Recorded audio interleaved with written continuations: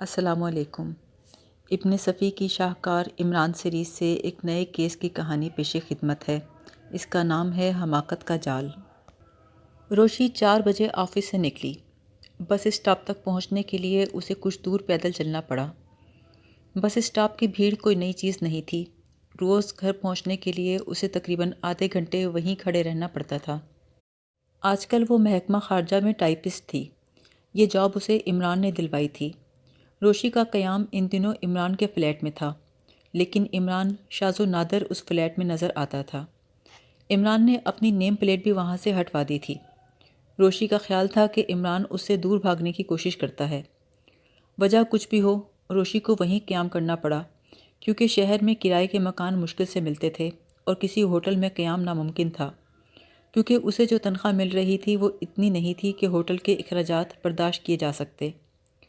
اسے اب اپنے پچھلے طرز زندگی سے دلچسپی نہیں رہی تھی، ورنہ کوئی چھوٹا موٹا آفیسر اسے اپنی کار میں گھر پہنچا دیا کرتا اور اسے بس اسٹاپ پر دھکے نہ کھانے پڑتے، لیکن اب وہ اتنی ذرا سی بات کے لیے اپنے وقار کو ٹھیس پہنچانا نہیں چاہتی تھی۔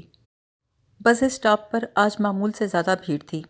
بسیں بھری ہوئی آتیں اور اسٹاپ پہ رکے بغیر آگے بڑھ جاتیں۔ اگر کوئی بس 2-4 آدمیوں کو اتارنے کے لیے رکتی بھی تو کنڈکٹر ہاتھ کے اشارے سے مزید سواری لینے سے انکار کر دیتا۔ روشی انتظار کرتی رہی۔ اس کے چاروں طرف جتنے لوگ تھے سب کے چہروں پر اکتاہٹ اور بیزاری تھی۔ دفعتاً اپنے پیچھے کسی کی بڑبڑاہٹ سن کے وہ مڑی۔ یہ ایک معمر آدمی تھا جس کے جسم پر اعلیٰ درجے کا ایوننگ سوٹ تھا، گلے میں اسی سے میچ کرتی ہوئی ٹائی۔ وہ معمولی حیثیت کا آدمی معلوم نہیں ہوتا تھا، کیونکہ اس کی انگلیوں میں بیش قیمت نگینوں والی انگوٹھیاں بھی تھیں۔ روشی نے اسے نیچے سے اوپر تک دیکھا۔ اس کی طرف سے توجہ ہٹانے ہی والی تھی کہ وہ کچھ بڑبڑایا۔ روشی سے نظر ملی تو ہنس دیا۔ روشی جھنجھلا گئی۔ وہ ایسے آدمیوں کو سبق سکھانا جانتی تھی جو دوسروں سے تعارف حاصل کرنے کے لیے بے تکی حرکتیں کرتے تھے۔ وہ ایک قدم پیچھے ہٹی اور اس کے برابر پہنچ گئی۔ جی فرمائیے، کیا مقصد ہے آپ کا؟ معاف فرمائیے گا، بوڑھا پھنسی پھنسی آواز میں بولا۔ مجھے انتہائی شرمندگی ہے، مجھے شرم آ رہی تھی۔ شرم تو آپ کو آنی ہی چاہیے، روشی نے کہا۔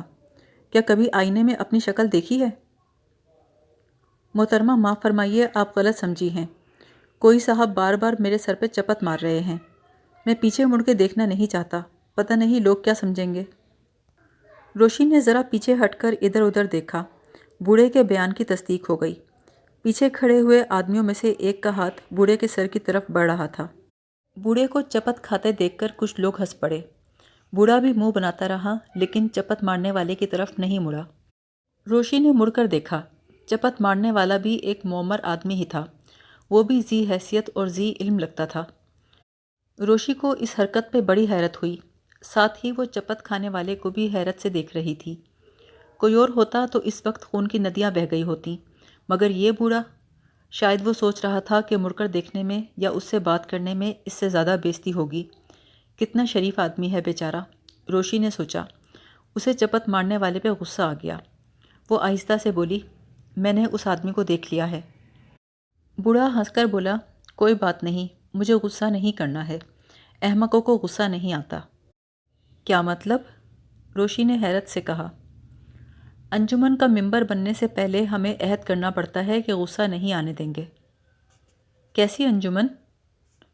احمقوں کی انجمن، بوڑھے نے سادگی سے جواب دیا۔ روشی نے کہا، کیا آپ یہاں سے ہٹ کر کہیں اور کھڑے نہیں ہو سکتے؟ بوڑھے نے کہا، نہیں، اس طرح تو ہنسنے والے اور زیادہ ہنسیں گے۔ روشی نے اس کا ہاتھ پکڑ کر کھینچتے ہوئے کہا، میں آپ کو زبردستی یہاں سے ہٹا دیتی ہوں۔ وہ روشی کے ساتھ چلنے لگا، لیکن معلوم ہوتا تھا جھینپ رہا ہے۔ روشی نے اس کا ہاتھ پکڑے پکڑے سڑک پار کی اور ایک ریستوران میں گھس گئی۔ اس نے ایک میز کے قریب پہنچ کر کہا، دیکھیے، آپ کے اس طرح چلے آنے پر میں نے ایک بھی کہا نہیں سنا۔ بوڑھے نے جواب دیا، ہاں، آپ کی وجہ سے ہنسنے کی ہمت نہیں کر سکے۔ دراصل ہمارے ملک میں اب بھی لوگ سفید فاموں سے ڈرتے ہیں۔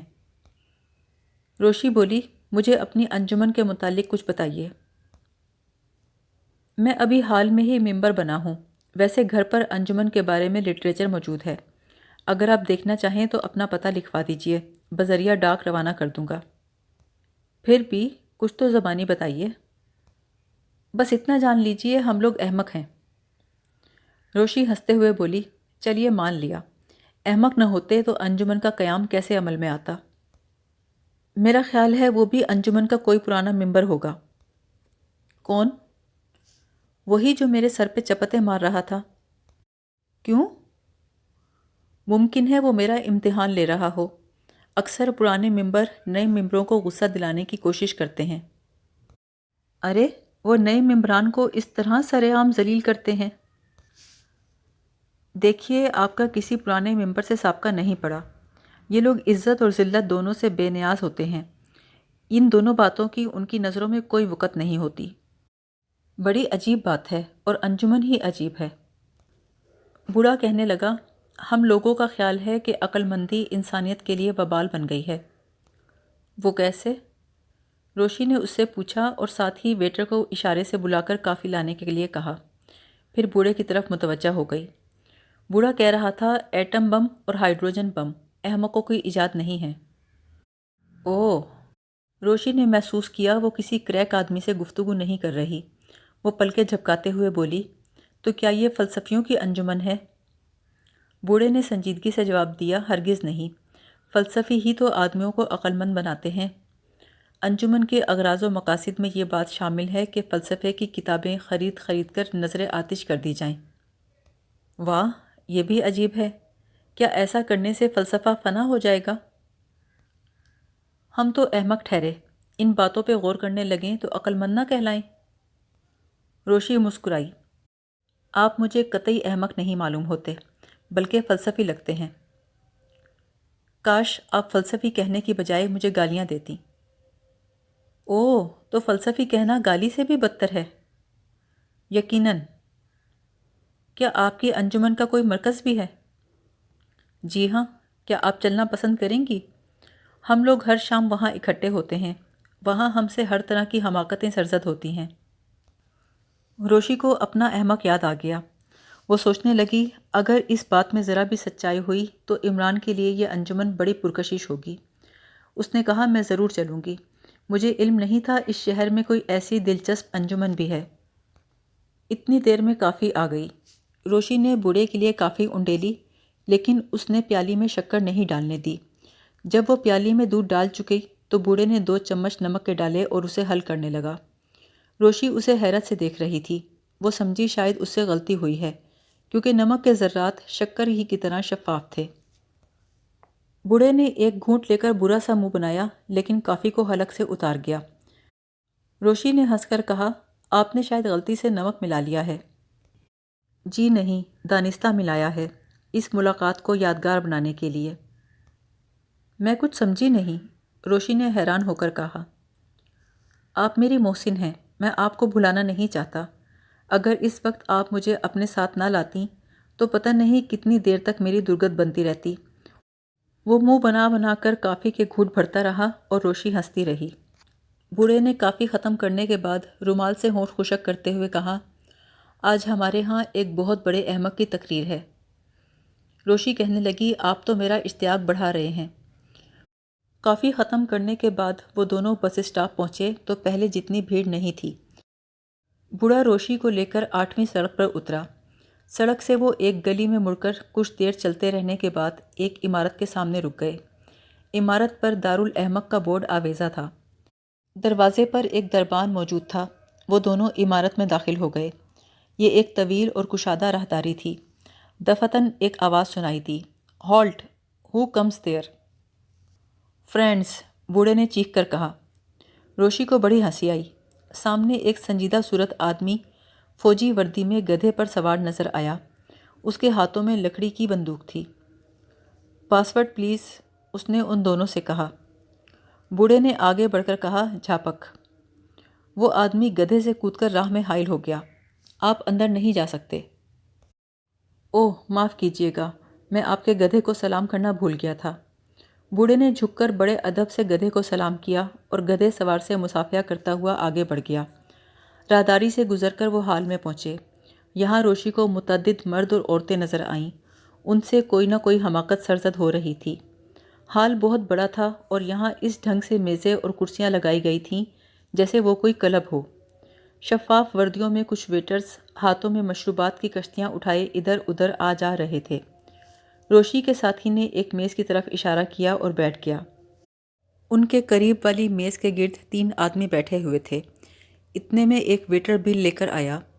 ایک آدمی نے تشتری میں رکھا ہوا پرچہ اٹھا کر دیکھا اور جیب سے پرس نکال کر اس میں سے نوٹوں کی گڈی نکالی اور پریشان لہجے میں بولا، میرے پاس 5 کا ایک نوٹ بھی نہیں ہے۔ پھر اس نے سوالیہ نگاہوں سے اپنے ساتھیوں کی طرف دیکھا۔ ان میں سے ایک آدمی نے 10 کا نوٹ گڈی سے نکال کر بیچ میں سے پھاڑ دیا۔ اس کا ایک ٹکڑا تشتری میں رکھتا ہوا بولا، 10 کے نصف 5 ہوئے اور یہ تمہاری ٹپ۔ اس نے دوسرے ٹکڑے میں سے ایک باریک سی دھجی نکال کر تشتری میں ڈال دی۔ ویٹر سلام کر کے برتن سمیٹ کر لے گیا۔ پھر روشی نے ایک عورت کو دیکھا جو الٹے جوتے پہننے کی کوشش کر رہی تھی۔ وہ تھوڑی دیر جھک مارتی رہی، پھر دونوں جوتے اٹھا کر میز پہ رکھ دیے۔ اس کے ساتھی نے انتہائی سنجیدگی سے کہا، سکڑ گئے ہوں گے، موسم بھی تو کتنا واہیات ہے۔ عورت روحانسی ہو کر بولی، تو کیا میں یہاں سے ننگے پیر جاؤں گی؟ ٹھہرو، میں کوشش کرتا ہوں۔ مرد فرش پہ بیٹھ کر اسے جوتے پہنانے لگا۔ روشی نے دیکھا وہ بھی جوتا الٹا ٹھوسنے کی کوشش کر رہا تھا۔ آخر تھک ہار کے بولا، تمہارے پیر ہی بے ڈھنگے ہیں۔ عورت بولی، تھوڑی دیر پہلے تک تو نہیں تھے۔ اس شہر میں بڑا فراڈ ہوتا ہے، معلوم نہیں کس قسم کے چمڑے کے جوتے بنتے ہیں، پیروں سے اترتے ہی سکڑ جاتے ہیں۔ ایک لمحے کو روشی کا جی چاہا کہ ان کی گفتگو میں دخل دے، لیکن پھر خاموش رہی۔ احمقوں کے درمیان عقل مندی کا مظاہرہ کرنا بھی حماقت ہی تھا۔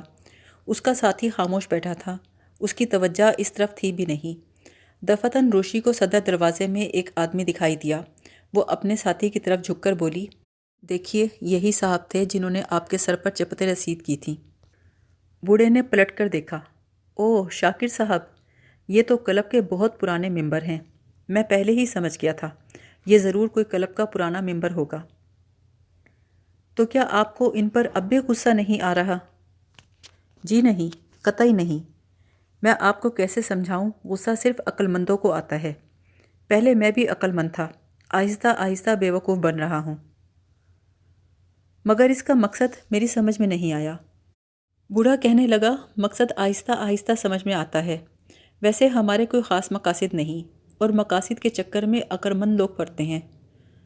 دفتن اس جوتے پہننے والی عورت نے اپنے دونوں جوتے ایک طرف اچھال دیے۔ ایک جوتا کسی کی پلیٹ میں گرا، دوسرا ایک شریف آدمی کے سر پہ لگا۔ لوگ ہنس رہے تھے، ان میں وہ دونوں بھی شامل تھے جن کو جوتا لگا تھا۔ روشی کا ساتھی بھی ہنس رہا تھا، مگر روشی خاموش تھی۔ اسے سمجھ نہیں آ رہا تھا یہ کیسے لوگ ہیں۔ پھر بوڑھا روشی کی طرف متوجہ ہو کر بولا، آپ کو ہنسی نہیں آئی؟ دراصل آپ عقل مند ہیں نا۔ عقل مندوں کو ہنسی کی باتوں پر غصہ آتا ہے اور غصہ دلانے والی باتوں پر کہکہے لگاتے ہیں۔ ہم میں اور آپ میں بڑا فرق ہے۔ روشی بولی، میرا خیال ہے اگر میں کچھ دیر اور یہاں ٹھہری تو پاگل ہو جاؤں گی۔ بوڑھا بولا، پہلے پہل میں بھی یہی محسوس کرتا تھا، مگر اب یہاں قدم رکھتے ہی یوں معلوم ہوتا ہے جنت میں آ گیا ہوں۔ روشی نے مسکرا کر کہا، احمقوں کی جنت۔ اس سے پہلے کہ اس کا ساتھی کوئی جواب دیتا، اس نے تمام لوگوں کو کھڑے ہوتے دیکھا۔ اس کا ساتھی بھی کھڑا ہو گیا، مجبوراً روشی کو بھی اٹھنا پڑا۔ پھر اسے یہ دیکھ کر بڑی حیرت ہوئی کہ وہ لوگ اس گدھے سوار کے لیے احتراماً کھڑے ہوئے تھے جو دروازے پر ملا تھا۔ تشریف رکھیے، تشریف رکھیے، وہ ہاتھ ہلا ہلا کر کہہ رہا تھا۔ اس کا گدھا لوگوں کی میزوں کے درمیان سے گزرتا ہوا کاؤنٹر کی جانب جا رہا تھا۔ کاؤنٹر کے قریب جا کر وہ رک گیا۔ بار ٹینڈر نے اسے مشروب کا ایک گلاس پیش کیا۔ وہ گدھے پر بیٹھے بیٹھے پینے لگا۔ ایک ویٹر اس کے گدھے کو بسکٹ کھلا رہا تھا۔ روشی نے بوڑھے سے پوچھا، یہ کون صاحب ہیں؟ بوڑھے نے جواب دیا، ہماری انجمن کے صدر۔ روشی بے اختیار ہنس پڑی۔ کیا یہ سارا وقت گدھے کی پشت پر رہتے ہیں؟ جی ہاں، مگر یہ محض امتیازی حیثیت برقرار رکھنے کے لیے ہے۔ صدر اور عام ممبروں میں کچھ فرق تو ہونا چاہیے۔ روشی ہنس پڑی، تو کیا یہ گدھے سے بالکل نہیں اترتے؟ بوڑھے نے سنجیدگی سے جواب دیا، یہاں سے جاتے وقت گدھے سے اتر جاتے ہیں، گدھا یہیں رہتا ہے۔ جناب صدر نے مشروب کا گلاس ختم کر کے ایک سگریٹ سلگایا، پھر سب کے درمیان میں آ کر کہا، ہماری احمق برادری کا ایک رکن دیوالیہ ہو گیا ہے، اس کے لیے فوری طور پر 10,000 روپے کی ضرورت ہے۔ یہ کہہ کر وہ خاموش ہو گیا۔ روشی نے دیکھا کہ لوگوں نے جلدی جلدی جیبوں سے پرس نکالے، کچھ اپنی چیک بکوں کے اوراق الٹنے لگے۔ ایک ویٹر گدھے کے قریب ایک خالی ٹرے لیے کھڑا تھا۔ دیکھتے ہی دیکھتے ٹرے میں نوٹوں اور چیکوں کے ڈھیر لگ گئے۔ پھر جناب صدر کے حکم پر ویٹر نے تمام رقوم اکٹھی کیں اور ان کا شمار کیا۔ رقم شمار کر کے اس نے آہستہ سے کچھ کہا، جسے سننے کے لیے جناب صدر جھکے، پھر سیدھے ہوتے ہوئے بلند آواز میں بولے، خواتین و حضرات، 10,000 روپے کی ضرورت تھی، 15,000 روپے جمع ہو گئے ہیں، باقی کے 5,000 انجمن کے خزانے میں داخل کر دیے جائیں گے۔ روشی نے آہستہ آواز میں کہا، مجھے بڑی حیرت ہے، لوگ پہلے کی طرح تفریحات میں مشغول ہو گئے ہیں۔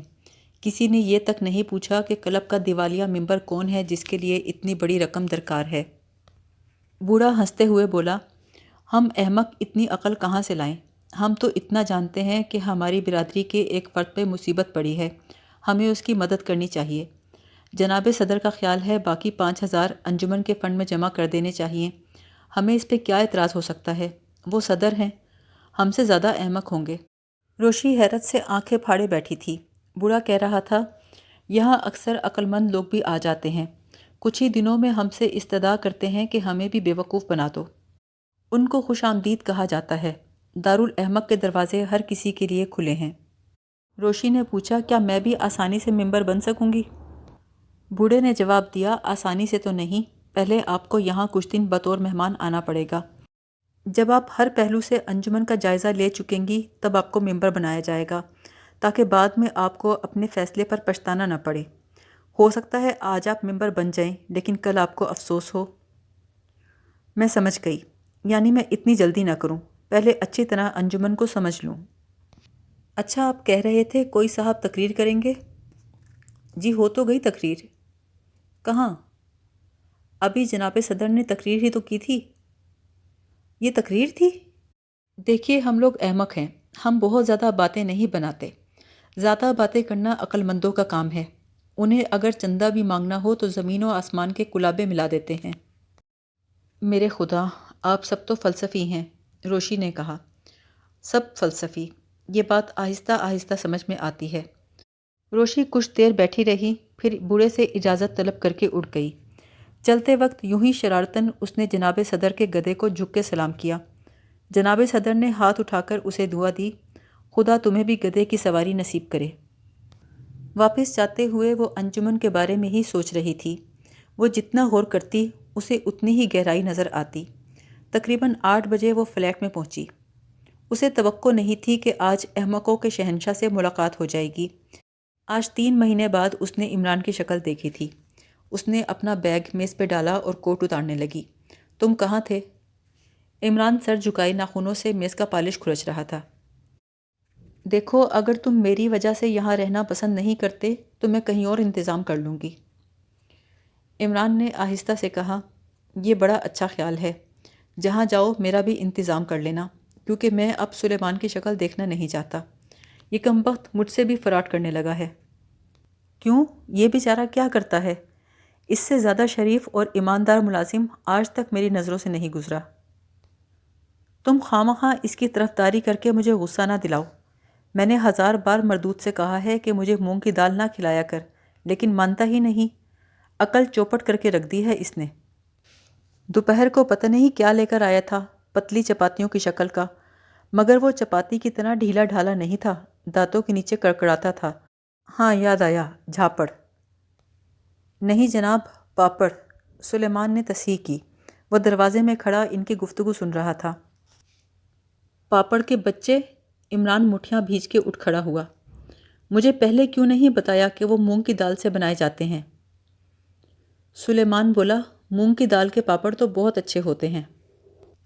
عمران دھاڑ کے بولا، روشی اسے لے جاؤ میرے سامنے سے، ورنہ میں اس کے خاندان بھر کو قتل کر دوں گا۔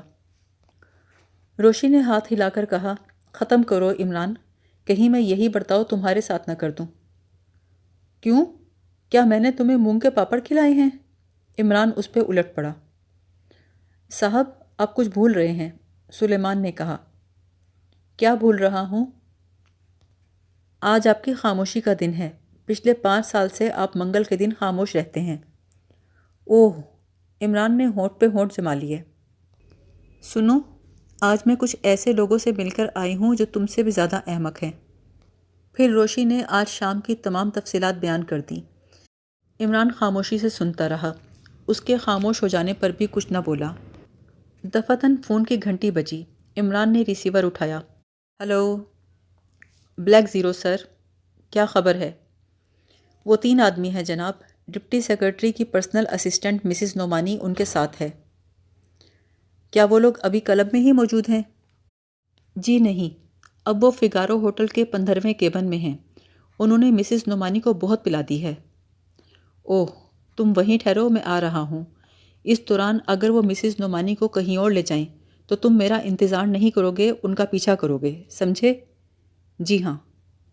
عمران نے سلسلہ منقطع کر دیا۔ یہ کیا قصہ ہے؟ روشی نے پوچھا۔ قصہ یہ ہے جانے من، چند نامعقول لوگوں نے مسز عمران کو بہت زیادہ پلاتی ہے۔ کیا مطلب؟ تم نے شادی کب کی؟ بہت زیادہ پلا دینے کے لیے شادی ضروری نہیں ہوتی۔ میں تمہارے سر پہ کرسی پٹخ دوں گی۔ عمران کوئی جواب دیے بغیر فلیٹ سے نکل آیا۔ سڑک کے کنارے اس کی 2 سیٹر موجود تھی۔ اس نے پھرتی سے انجن اسٹارٹ کیا اور کار فراٹے بھرنے لگی۔ وہ شہر کے ایک بہت بڑے ہوٹل فگارو کی جانب جا رہا تھا۔ چند منٹ کے بعد اس کی کار فگارو کے پھاٹک کے ساتھ والے فٹ پاتھ پہ رکی۔ گاڑی سے اتر کر وہ کمپاؤنڈ میں داخل ہو گیا۔ ڈائننگ ہال میں پہنچ کر اس کا رخ کیبنوں کی طرف ہو گیا۔ 15ویں کیبن کے سامنے وہ رکے بغیر آگے بڑھ گیا۔ کیبن خالی تھا، دروازہ کھلا ہوا تھا۔ عمران کو اطمینان تھا کہ بلیک زیرو نے ان لوگوں کا پیچھا نہیں چھوڑا ہوگا۔ عنقریب اس کی طرف سے کوئی اطلاع ملے گی، لہٰذا اسے فوری طور پر دانش منزل پہنچنا چاہیے، کیونکہ ایسے حالات میں اس کے ماتحت دانش منزل کے فون نمبر استعمال کرتے تھے۔ کمپاؤنڈ طے کر کے عمران اپنی کار کی طرف بڑھا، مگر دوسرے ہی لمحے رک گیا، کیونکہ بلیک زیرو اس کی کار سے ٹیک لگائے کھڑا تھا۔ یہ ایک صحت مند اور توانا نوجوان تھا، قد متوسط اور اعضاء مضبوط تھے۔ عمران کے قریب پہنچ جانے پر بھی وہ آنکھیں مل رہا تھا۔ عمران نے اس کا شانہ جھنجھوڑ کر کہا، تمہیں کیا ہوا ہے؟ بلیک زیرو بے ساختہ اچھل پڑا، پھر فوجیوں کے انداز میں سیدھا کھڑا ہو گیا۔ جناب، مجھے بہت افسوس ہے، میں تعاقب جاری نہ رکھ سکا۔ کیوں؟ عمران کا لہجہ بہت سرد تھا۔ وہ شاید واقف ہو گئے تھے کہ میں ان کا تعاقب کر رہا ہوں۔ وہ صدر دروازے سے نکل کر کمپاؤنڈ میں نہیں آئے، بلکہ بغلی دروازہ منتخب کیا جو گلی میں کھلتا ہے۔ ان میں سے 2 آدمیوں نے مسز نعمانی کو سہارا دے رکھا تھا، تیسرا ان کے پیچھے چل رہا تھا۔ جب وہ دروازے سے نکل گئے تو میں بھی آگے بڑھا۔ گلی کچھ نیم تاریک سی تھی۔ 2-4 قدم ہی چلا تھا کہ کسی نے پشت پر کوئی وزنی چیز مار دی۔ میں وہیں ڈھیر ہو گیا۔ مجھے ابھی ہوش آیا ہے۔ اوہ ہو، عمران تشویش کن انداز میں سر ہلا کر بولا۔ میں نے بہت احتیاط برتی تھی جناب، بلیک زیرو نے خوشامدانہ لہجے میں کہا۔ کوئی بات نہیں۔ کیا ان تینوں میں وہ آدمی بھی تھا جس کے اوپری ہونٹ پہ خفیف سا شگاف ہے؟ جی ہاں، وہ بھی تھا۔ بیٹھو، عمران نے کہا اور اسٹیئرنگ سنبھال لیا۔ میں تمہیں مسز نعمانی کے مکان کے سامنے اتار کر آگے گاڑی لے جاؤں گا۔ اگلے موڑ پہ تمہارا انتظار کروں گا۔ تمہیں وہاں جا کر یہ معلوم کرنا ہے کہ وہ اپنے گھر پہنچی یا نہیں۔ بہت بہتر جناب۔ عمران نے ایک کوٹھی کے سامنے گاڑی روکی۔ بلیک زیرو اتر گیا تو اس نے گاڑی چلا دی۔ اگلے موڑ پر جا کر اس نے سڑک سے گاڑی اتار کر انجن بند کر دیا۔ یہاں سے مسز نعمانی کے مکان کا فاصلہ زیادہ سے زیادہ 2 فرلانگ ہوگا۔ عمران کافی دیر گاڑی میں بیٹھا رہا۔ وہ ابھی تک احمقوں کی انجمن کے متعلق سوچ رہا تھا۔ روشی سے ملی ہوئی اطلاعات غلط نہیں تھیں۔ عمران کو اس انجمن کے وجود کا علم تھا۔ ابھی تک اس نے دارالاحمق جانے کی کوشش نہیں کی تھی، دور سے ہی اس کے متعلق معلومات فراہم کر رہا تھا۔ 15 منٹ کے بعد بلیک زیرو واپس آ گیا۔ جناب، تمام گھر تاریک پڑا ہے۔ میرا خیال ہے گھر کے اندر کوئی نہیں ہے۔ عمران نے آہستہ آواز میں کہا، میرا خیال ہے ہوٹل فگارو کے پاس سے ہی ہمارا تعاقب شروع ہو گیا تھا۔ تم یہاں سے پریڈ گراؤنڈ ہوتے ہوئے پیدل واپس جاؤ۔ تعاقب کرنے والوں کو میں دیکھ لوں گا۔ بلیک زیرو نے سڑک کے بائیں جانب نشیب میں چھلانگ لگائی اور تاریکی میں غائب ہو گیا۔ شہر کا یہ حصہ اس وقت سنسان پڑا تھا۔ یہ شہری آبادی سے خاصا دور تھا۔ یہاں چند ایک کوٹھیاں تھیں اور ایک ٹی بی سینیٹوریم، چمڑا رنگنے کا ایک کارخانہ بھی تھا۔ اس کے علاوہ کوئی دوسری عمارت نہیں تھی۔ اس کے بائیں جانب 4 فرلانگ لمبی پریڈ گراؤنڈ تھی اور پریڈ گراؤنڈ کے دوسرے سرے پر شہری آبادی کا کچھ حصہ تھا۔ عمران کا خیال غلط نہیں تھا۔ جیسے ہی اس کی کار آگے بڑھی، کسی گاڑی کی ہیڈ لائٹس روشن ہو کر متحرک ہو گئیں۔ دوسری کار بھی خاصی تیز رفتار تھی۔ دفعتاً شائیں کی آواز کے ساتھ ایک گولی ہیڈ کے کینوس کو پھاڑتی ہوئی دوسری طرف نکل گئی۔ اس کے بعد دوسری اور پھر تیسری۔ عمران نے تیزی سے گاڑی کا انجن بند کیے بغیر چھلانگ لگا دی۔ وہ بڑی تیزی سے سڑک کی طرف دوڑ رہا تھا۔ قبل اس کے کہ پچھلی کار پہنچتی، عمران نے زمین پر لیٹ کر پوزیشن لے لی۔ 2 سیٹر کے قریب سے گزرتے ہوئے نامعلوم آدمیوں نے اس پر کئی فائر کیے، لیکن ان کی کار وہاں رکے بغیر آگے بڑھ گئی۔ دفعتاً عمران کے ریوالور سے شعلہ نکلا اور ایک زوردار دھماکے کے ساتھ اس کار کا ٹائر پنکچر ہو گیا۔ گاڑی میں سے 3 لوگ اچھل کر باہر نکلے اور ایک طرف بھاگے۔ عمران نے لنگوروں کے انداز میں جست لگائی اور ان کے سروں پر پہنچ گیا۔ ان میں سے ایک نے ٹھوکر کھائی، مگر زمین پہ گرنے سے پہلے عمران کی گرفت میں آ گیا۔ لیکن اس کی سریلی چیخ سن کر عمران کی گرفت ڈھیلی پڑ گئی۔ وہ کوئی عورت تھی۔ وہ عمران کے ہاتھ سے نکل ہی گئی ہوتی اگر اتفاق سے دوبارہ اس کی کلائی عمران کے ہاتھ میں نہ آ جاتی۔ اس کے دونوں ساتھیوں کا کہیں پتہ نہ تھا۔ ان کے بھاگتے ہوئے قدموں کی آواز بھی نہیں آ رہی تھی۔ چھوڑو مجھے، خبیث آدمی، چھوڑو۔ خبیث چھوڑنے کے لیے نہیں پکڑتا۔ اب اگر تم چیخیں تو اس خبیث کی ایک ہی گولی تمہیں ابدی نیند سلا دے گی۔ عورت خاموش ہو گئی۔ عمران اسے اپنی گاڑی کی طرف کھینچنے لگا۔ عورت نے خوفزدہ لہجے میں کہا، خدا کے لیے مجھے جانے دو۔ عمران بولا، مسز نعمانی، تم بہت نشے میں ہو۔ اگر میں نے تمہیں چھوڑ دیا تو تم منہ کے بل زمین پہ گرو گی، پھر تمہارا حسین چہرہ کسی کو دکھانے کے قابل نہیں رہے گا۔ تم کون ہو؟ مجھے کیسے جانتے ہو؟ میں منی بائی کا تبلچی ہوں۔ اب چپ چاپ چلی آؤ۔ عمران نے 2 سیٹر کا دروازہ کھول کر اسے اندر دھکیل دیا۔ جولیانہ ٹیبل لیمپ بجھا کر لیٹنے والی تھی کہ ٹیلی فون کی گھنٹی بجی۔ اس نے ریسیور اٹھا کر جھلائے ہوئے لہجے میں کہا، ہیلو۔ وہ سمجھی تھی شاید تنویر نے ٹھنڈی آہیں بھرنے کے لیے اسے فون کیا ہے۔ دوسری طرف سے X2 کی آواز سن کر وہ بوکھلا گئی۔ یس سر۔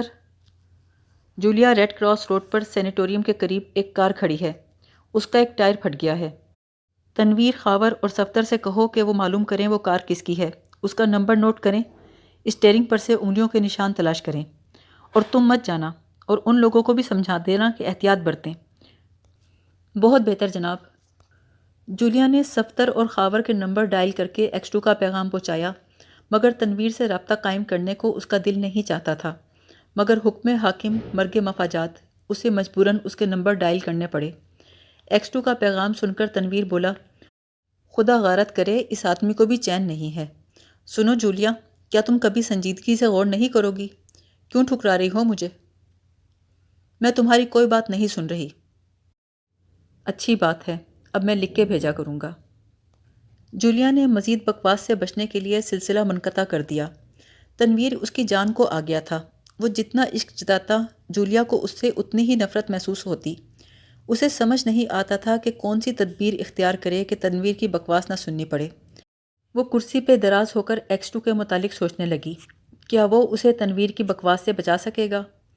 اس نے اکثر سوچا تھا کہ X2 سے اس کی شکایت کرے، لیکن نہ جانے کیوں ہمت نہیں پڑی۔ یہ سودا اب اس کے سر سے نکل چکا تھا کہ عمران ہی X2 ہے۔ کئی بار اس نے عمران کی موجودگی میں فون پر X2 کی آواز سنی تھی اور خود عمران تک X2 کے پیغام پہنچائے تھے، اور حقیقت یہ تھی کہ عمران کے X2 ثابت نہ ہونے پر اسے افسوس بھی ہوا تھا۔ شکرال سے واپسی پر عمران نے خاص طور پر اسے یہ باور کرانے کی کوشش کی تھی کہ وہ X2 نہیں ہے۔ وہ جب بھی اپنے ماتحتوں میں موجود ہوتا، کسی نہ کسی کے لیے فون پر X2 کا پیغام ضرور موصول ہوتا۔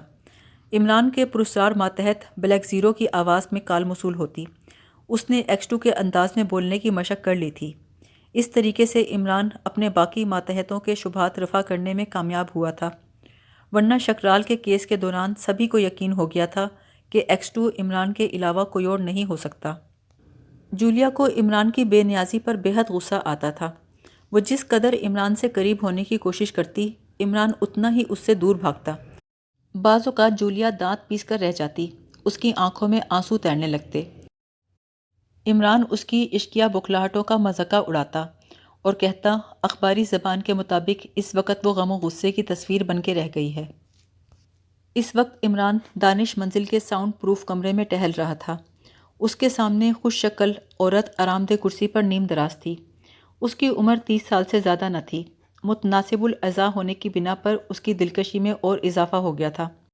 عورت نے گلوگیر آواز میں کہا، خدا کے لیے مجھے جانے دو۔ عمران نے جواب دیا، یہ اسی صورت میں ممکن ہے جب تم مجھے سارے حالات سے آگاہ کر دو۔ کیسے حالات؟ میں اپنے چند دوستوں کے ہمراہ تفریح کے لیے نکلی تھی۔ تم نے فائر کر کے ہماری کار کا ٹائر پھاڑ دیا، پھر میرے دوستوں کو زد و کوب کر کے مجھے زبردستی اٹھا لائے۔ بہت خوب مسز نعمانی، کیا تمہیں توقع ہے کہ تم کسی عدالت میں پیش ہو سکو گی؟ مسز نعمانی اسے گھورتے ہوئے بولی، تم ہو کون؟ میں تمہیں یہاں اس لیے نہیں لایا کہ تمہارے سوالوں کے جواب دوں۔ تم بتاؤ کہ تم نے فگارو ہوٹل میں شرابیوں کسی ایکٹنگ کیوں کی؟ دیکھو، اگر میری ایکٹنگ سے کسی کو نقصان نہیں پہنچا تو میری یہ حرکت غیر قانونی تو نہیں کہی جا سکتی۔ اس وقت قانون کی بات نہ نکالو، میں صرف یہ معلوم کرنا چاہتا ہوں تم نے یہ ڈھونگ کیوں رچایا۔ میں اس سلسلے میں گفتگو نہیں کروں گی۔ اچھی بات ہے، پھر تمہیں اسی عمارت میں مرنا پڑے گا۔ میں جانتا ہوں تم محکمہ خارجہ کے ڈپٹی سیکرٹری کی اسسٹنٹ ہو۔ اب محکمے کو اطلاع دیے بغیر تم غائب ہو جاؤ گی، اس طرح تمہاری ملازمت بھی جائے گی۔ عمران کمرے سے باہر نکل گیا۔ خود کار دروازہ خود بخود مقفل ہو چکا تھا۔ عمران دوسرے کمرے میں آیا اور یہاں سے بلیک زیرو کے نمبر ڈائل کیے۔ ہیلو، دوسری طرف سے آواز آئی۔ تم گھر پہنچ گئے؟ یس سر۔ کوئی خاص بات؟ نہیں جناب۔ میرا خیال ہے ان لوگوں کو علم تھا کہ تم ان کی نگرانی کر رہے ہو۔ آج انہوں نے یہ معلوم کرنے کے لیے کہ تم تنہا ہو یا تمہارے ساتھ کچھ اور لوگ بھی ہیں، یہ ڈرامہ اسٹیج کیا تھا۔ مسز نعمانی نشے میں نہیں تھی۔ میرا تو خیال ہے اس نے ایک گھونٹ بھی نہیں پیا۔ بہرحال وہ لوگ تمہیں بے ہوش کر کے وہیں چھپے رہے۔ غالباً وہ تمہارا تعاقب کرنا چاہتے تھے۔ بلیک زیرو نے کہا، مجھ سے غلطی ہو گئی جناب، میں آپ کی گاڑی کھڑی دیکھ کر اس کے قریب رک گیا۔ اگر مجھے ذرا بھی شبہ ہوتا تو میں آپ سے دور رہنے کی کوشش کرتا۔ کوئی بات نہیں، فی الحال تم ان کی نظروں سے دور رہو اور اس کام پر صدیقی کو مامور کر دو۔ جیسے آپ کا حکم جناب، مگر کیا میک اپ سے کام نہیں چل سکتا؟ نہیں، تمہیں بہت سے دوسرے امور انجام دینے ہیں، اور فی الحال تم آرام کرو۔ عمران نے سلسلہ منقطع کر کے اپنے فلیٹ کے نمبر ڈائل کیے۔ روشی، اس نے ماؤتھ پیس میں کہا۔ دوسری طرف سے روشی کی بجائے سلیمان کی آواز آئی، جی صاحب۔ ابے تو روشی ہے؟ عمران دھاڑا۔ وہ سونے کے لیے چلی گئی ہیں جناب۔ جگا اسے فوراً۔ کچھ دیر بعد روشی کی آواز سنائی دی، کیا بات ہے؟ اوہ روشی ڈیئر، بہت ضروری بات ہے۔ جلدی بکو، مجھے نیند آ رہی ہے۔ میں نے تمہارے لیے ایک آرام دہ فلیٹ کا انتظام کیا ہے، تمہیں اسی وقت وہاں منتقل ہونا ہے۔ اور سنو، تم نے اس بوڑھے احمق کو اپنا پتہ تو نہیں بتایا تھا؟ نہیں تو کیوں؟ میں کافی دنوں سے اسی انجمن کے چکر میں ہوں، اتفاق سے بہترین موقع ہاتھ آ گیا ہے۔ وہ لوگ تمہیں انجمن کا ممبر بنانے کی کوشش کر رہے ہیں، تم بن جاؤ۔ مگر اس کی کیا ضرورت ہے؟ کیا وہ لوگ کوئی جرم کر رہے ہیں؟ ابھی کچھ کہہ نہیں سکتا، مجھے ان لوگوں پہ شبہ ہے۔ کس قسم کا شبہ؟ روشی ڈیئر، وقت برباد نہ کرو۔ میز کی نچلی دراز میں کچھ چابیاں پڑی ہیں، ان میں سے ایک ایسی ہے جس میں سرخ رنگ کا حلقہ پڑا ہے۔ اسے نکال کر اپنے سامان سمیت 8ویں شاہراہ کی کریم بلڈنگ میں چلی جاؤ۔ فلیٹ نمبر 11 میں تمہارا قیام ہوگا، وہ چابی اسی کی ہے، اور کل شام تمہارا دارالحمق پہنچنا بہت ضروری ہے۔ لیکن میں دوسرے فلیٹ میں کیوں جاؤں؟ محض اس لیے کہ تمہارا مجھ سے تعلق ظاہر نہ ہو سکے۔ اچھا، اس فلیٹ میں کتنے کمرے ہیں؟ 3 کمرے ہیں اور بہت شاندار فلیٹ ہے، دیکھ کے خوش ہو جاؤ گی۔ اس فلیٹ میں فون موجود ہے، اور میں تمہیں اپنے کچھ پرائیویٹ نمبرز بھی بتا دوں گا، تم مجھ سے جب چاہے رابطہ کر سکو گی۔ اور ہاں، میں کچھ دن تک اپنے فلیٹ کا رخ نہیں کروں گا۔ اوہ، اس کا مطلب ہے کوئی بہت ہی اہم مسئلہ ہے۔ ہاں، بہت اہم۔ اب تم وقت بالکل برباد نہ کرو، 1 گھنٹے کے اندر اندر وہاں پہنچو، میں تمہیں وہیں فون کروں گا۔ دوسرے دن عمران اور صفدر سڑکیں ناپ رہے تھے۔ دونوں کے چہروں پر گھنی داڑیاں تھیں، لباس مزدوروں جیسا تھا۔ وہ دونوں بندرگاہ کے علاقے میں آئل اسٹیشن کے قریب رک گئے۔ یہاں اندرون ملک کے تیل کے چشموں سے پائپ لائنوں کے ذریعے تیل لایا جاتا تھا۔ یہ واحد آئل اسٹیشن تھا جہاں سے ملک میں تیل کی تقسیم ہوتی تھی۔ وہ دونوں فٹ پاتھ پر بیٹھ گئے۔ فٹ پاتھ پہ خاصی بھیڑ تھی، یہ سب گودی کے مزدور تھے۔ کچھ دیر بعد ایک مزدور ان کے قریب آ کے بیٹھا۔ کیا خبر ہے چوہان؟ عمران نے پوچھا۔ آج پورے 4000 گیلن کی اطلاع تھی، وہ سارا پہنچ گیا۔ کل کی کیا رپورٹ ہے؟ کل بھی 4000 گیلن کی اطلاع تھی، لیکن صرف 1500 گیلن یہاں پہنچا۔ تب تو پائپ لائن کی خرابی نہیں کہی جا سکتی۔ کچھ بھی ہو عمران صاحب، اب تک مجموعی طور پر 25,000 گیلن تیل غائب ہو چکا ہے۔ تم اتنے وثوق سے کیسے کہہ سکتے ہو؟ جناب، میں سنی سنائی بات نہیں کر رہا، میں نے سارا ریکارڈ چیک کیا ہے۔ ویسے آپ یہاں کیا کر رہے ہیں؟ کچھ نہیں، میں تم بھیڑوں کی رکھوالی کا کتا ہوں۔ لیکن یہ چکر کیا ہے عمران صاحب؟ چکر کے متعلق تو X2 سے پوچھنا، لیکن اب تم یہاں سے اس وقت تک نہیں ہٹو گے جب تک تمہیں X2 کی طرف سے مزید کوئی حکم نہ ملے۔ معلوم نہیں اس کام کے لیے میرا ہی انتخاب کیوں کیا ہے۔ یہاں رہ کر میرے کپڑوں میں اتنی بدبو ہو گئی ہے، خدا کی پناہ۔ بھئی یہ X2 کا معاملہ ہے، میں کیا کہہ سکتا ہوں۔ اور ہاں، تمہیں کسی ایسے آدمی کو تلاش کرنا ہے جو تیل کی کمی کا سبب جانتا ہو۔ اچھی بات ہے عمران صاحب، چوہان نے طویل سانس لے کر کہا اور ایک طرف چل پڑا۔ اس کے جانے کے بعد صفدر آہستہ آواز میں بولا، میری سمجھ میں نہیں آتا عمران صاحب، آخر لوگ کام سے جان کیوں چراتے ہیں؟ اور آج کل تو اسے جولیا سے عشق بھی ہو چلا ہے۔ عمران بڑبڑایا، اگر X2 اس عورت کو اسٹاف سے الگ کر دے تو بہتر ہے۔ مگر عمران صاحب، وہ تو آپ کے لیے پاگل ہو رہی ہے۔ کاش میں اتنا دولت مند ہوتا کہ اس کے لیے عظیم الشان پاگل خانہ تعمیر کراتا۔ پاگل خانہ بالکل تاج محل کے نمونے کا بنواتا، جسے آئندہ نسلیں دیکھتیں اور اشش کرتیں، اور لوگ اشش کرنے کے لیے دور دور سے آتے۔ صفدر ہنسنے لگا۔ عمران اٹھ گیا اور دونوں ایک طرف چل پڑے۔ صفدر نے پوچھا، یہ تیل کا کیا قصہ ہے؟ عمران بولا، تیل کا قصہ تیل والے جانے، میں تو صابن بیچتا ہوں۔ گویا آپ کو علم نہیں ہے۔ بھائی تمہارے X2 کا طریقہ کار یہی ہے کہ اس کے ماتحتوں کو پورے واقعے کا علم ہرگز نہیں ہونے پاتا۔ لیکن عمران صاحب، میرا خیال ہے آپ سے کوئی نکتہ پوشیدہ نہیں رہتا۔ ایک نکتہ تو مجھ سے بھی پوشیدہ ہی ہے۔ وہ کیا؟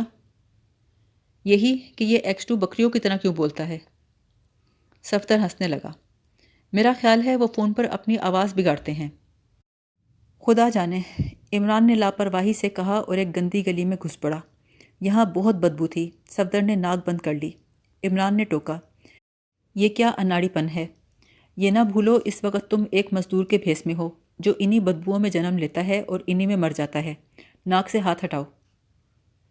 مجھے قے ہو جائے گی، صفدر نے گھٹی گھٹی آواز میں کہا۔ ہو جانے دو۔ اور ہاں، پچھلی رات کار والا کیا قصہ تھا؟ جولیا نے اطلاع دی تھی کہ ریڈ کراس پر ایک کار کھڑی ہے جس کا پہیہ بیکار ہو گیا ہے۔ کار کا نمبر نوٹ کرنا تھا۔ میں اور تنویر پہنچے تو ہمیں کوئی کار نہیں ملی۔ گلی ختم ہوئی تو دونوں ایک کشادہ سڑک پر آ نکلے۔ عمران نے کہا، میں X2 کے حکم کے مطابق تمہیں ایک کام سونپ رہا ہوں۔ تمہیں آج رات فٹ پاتھ پر ان مزدوروں کے ساتھ سونا پڑے گا۔ سامنے دیکھو، کیا ان مزدوروں میں اپنے کسی ساتھی کو پہچان سکتے ہو؟ صفدر نے فٹ پاتھ پر نظر آنے والے مزدوروں پہ ایک نظر ڈالی۔ ان میں بہت سے بوٹ پالش کرنے والے، کچھ معمار، کچھ بڑھئی اور کچھ بوجھ اٹھانے والے مزدور تھے۔ کچھ دیر بعد اس نے کہا، وہ سرخ قمیض والا لیفٹیننٹ صدیقی ہے۔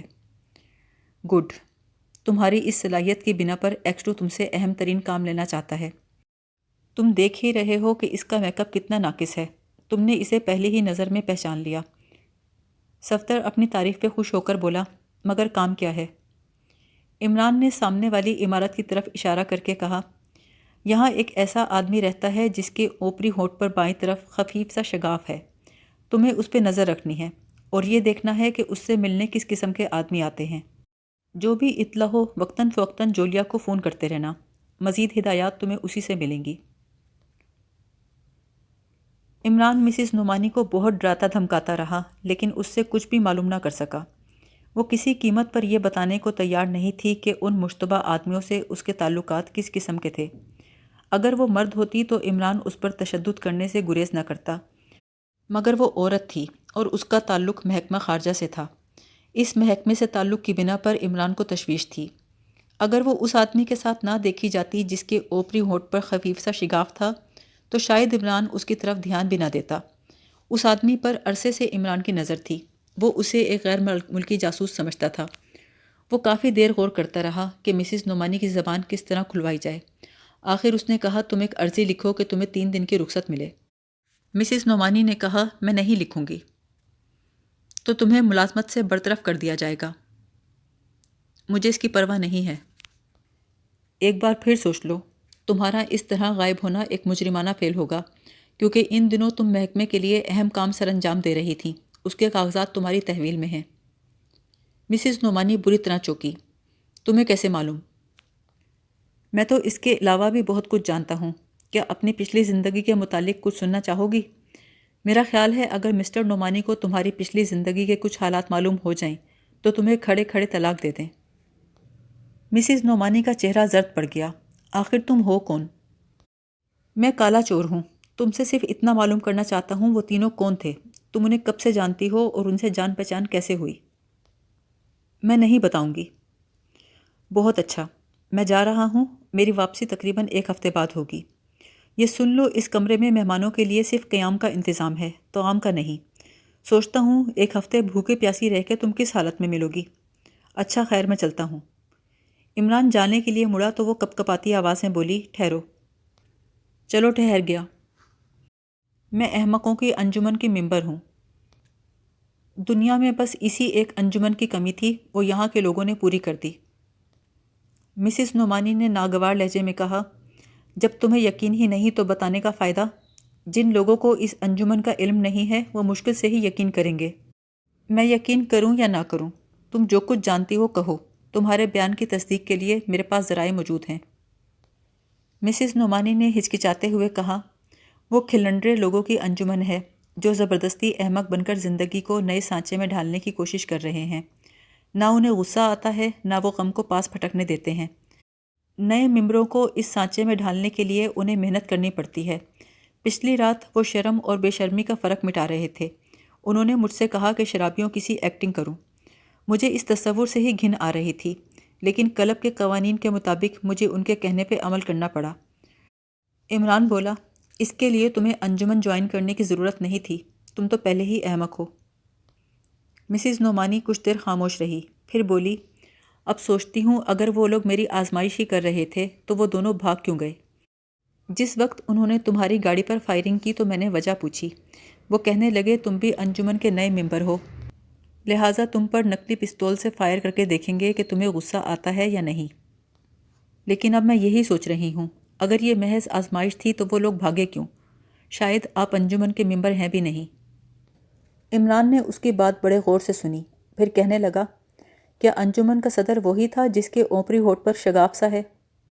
ہاں، صدر وہی تھے، مگر وہ اس وقت کار میں موجود نہیں تھے۔ دیکھو، میں نے سب کچھ بتا دیا ہے، اب مجھے جانے دو۔ ابھی تم نہیں جا سکتی۔ تمہیں اس وقت تک یہاں مقیم رہنا پڑے گا جب تک مجھ پر حملہ کرنے والے ہاتھ نہ آ جائیں۔ لیکن میرا اس حملے سے کوئی تعلق نہیں ہے۔ نہ ہو، مگر اس کار سے تو تعلق ہے جسے فائر کیے گئے تھے۔ اوہ میرے خدا، میں کس مصیبت میں پھنس گئی ہوں۔ مصیبت کے بارے میں بعد میں سوچنا، ابھی یہ بتاؤ انجمن تک تمہاری رسائی کیسے ہوئی؟ وہ کہنے لگی، 1 مہینہ پہلے کی بات ہے، میں جہانگیر پارک میں موجود تھی۔ میرے قریب ہی ایک فیشنیبل معمر آدمی کھڑا تھا۔ میں نے کئی بار اسے کراہتے سنا۔ دیکھا تو میری حیرت کی انتہا نہ رہی۔ ہمارے پیچھے کھڑے ہوئے آدمیوں کے درمیان ایک نوجوان عورت بار بار اس کا کان پکڑ کر مروڑ رہی تھی۔ وہ صرف کراہتا تھا، ایک بار بھی عورت کی طرف نہیں مڑا۔ مجھے اس عورت پہ بڑا غصہ آیا۔ وہ خواہ ایک شریف آدمی کو بھرے مجمع میں ذلیل کر رہی تھی۔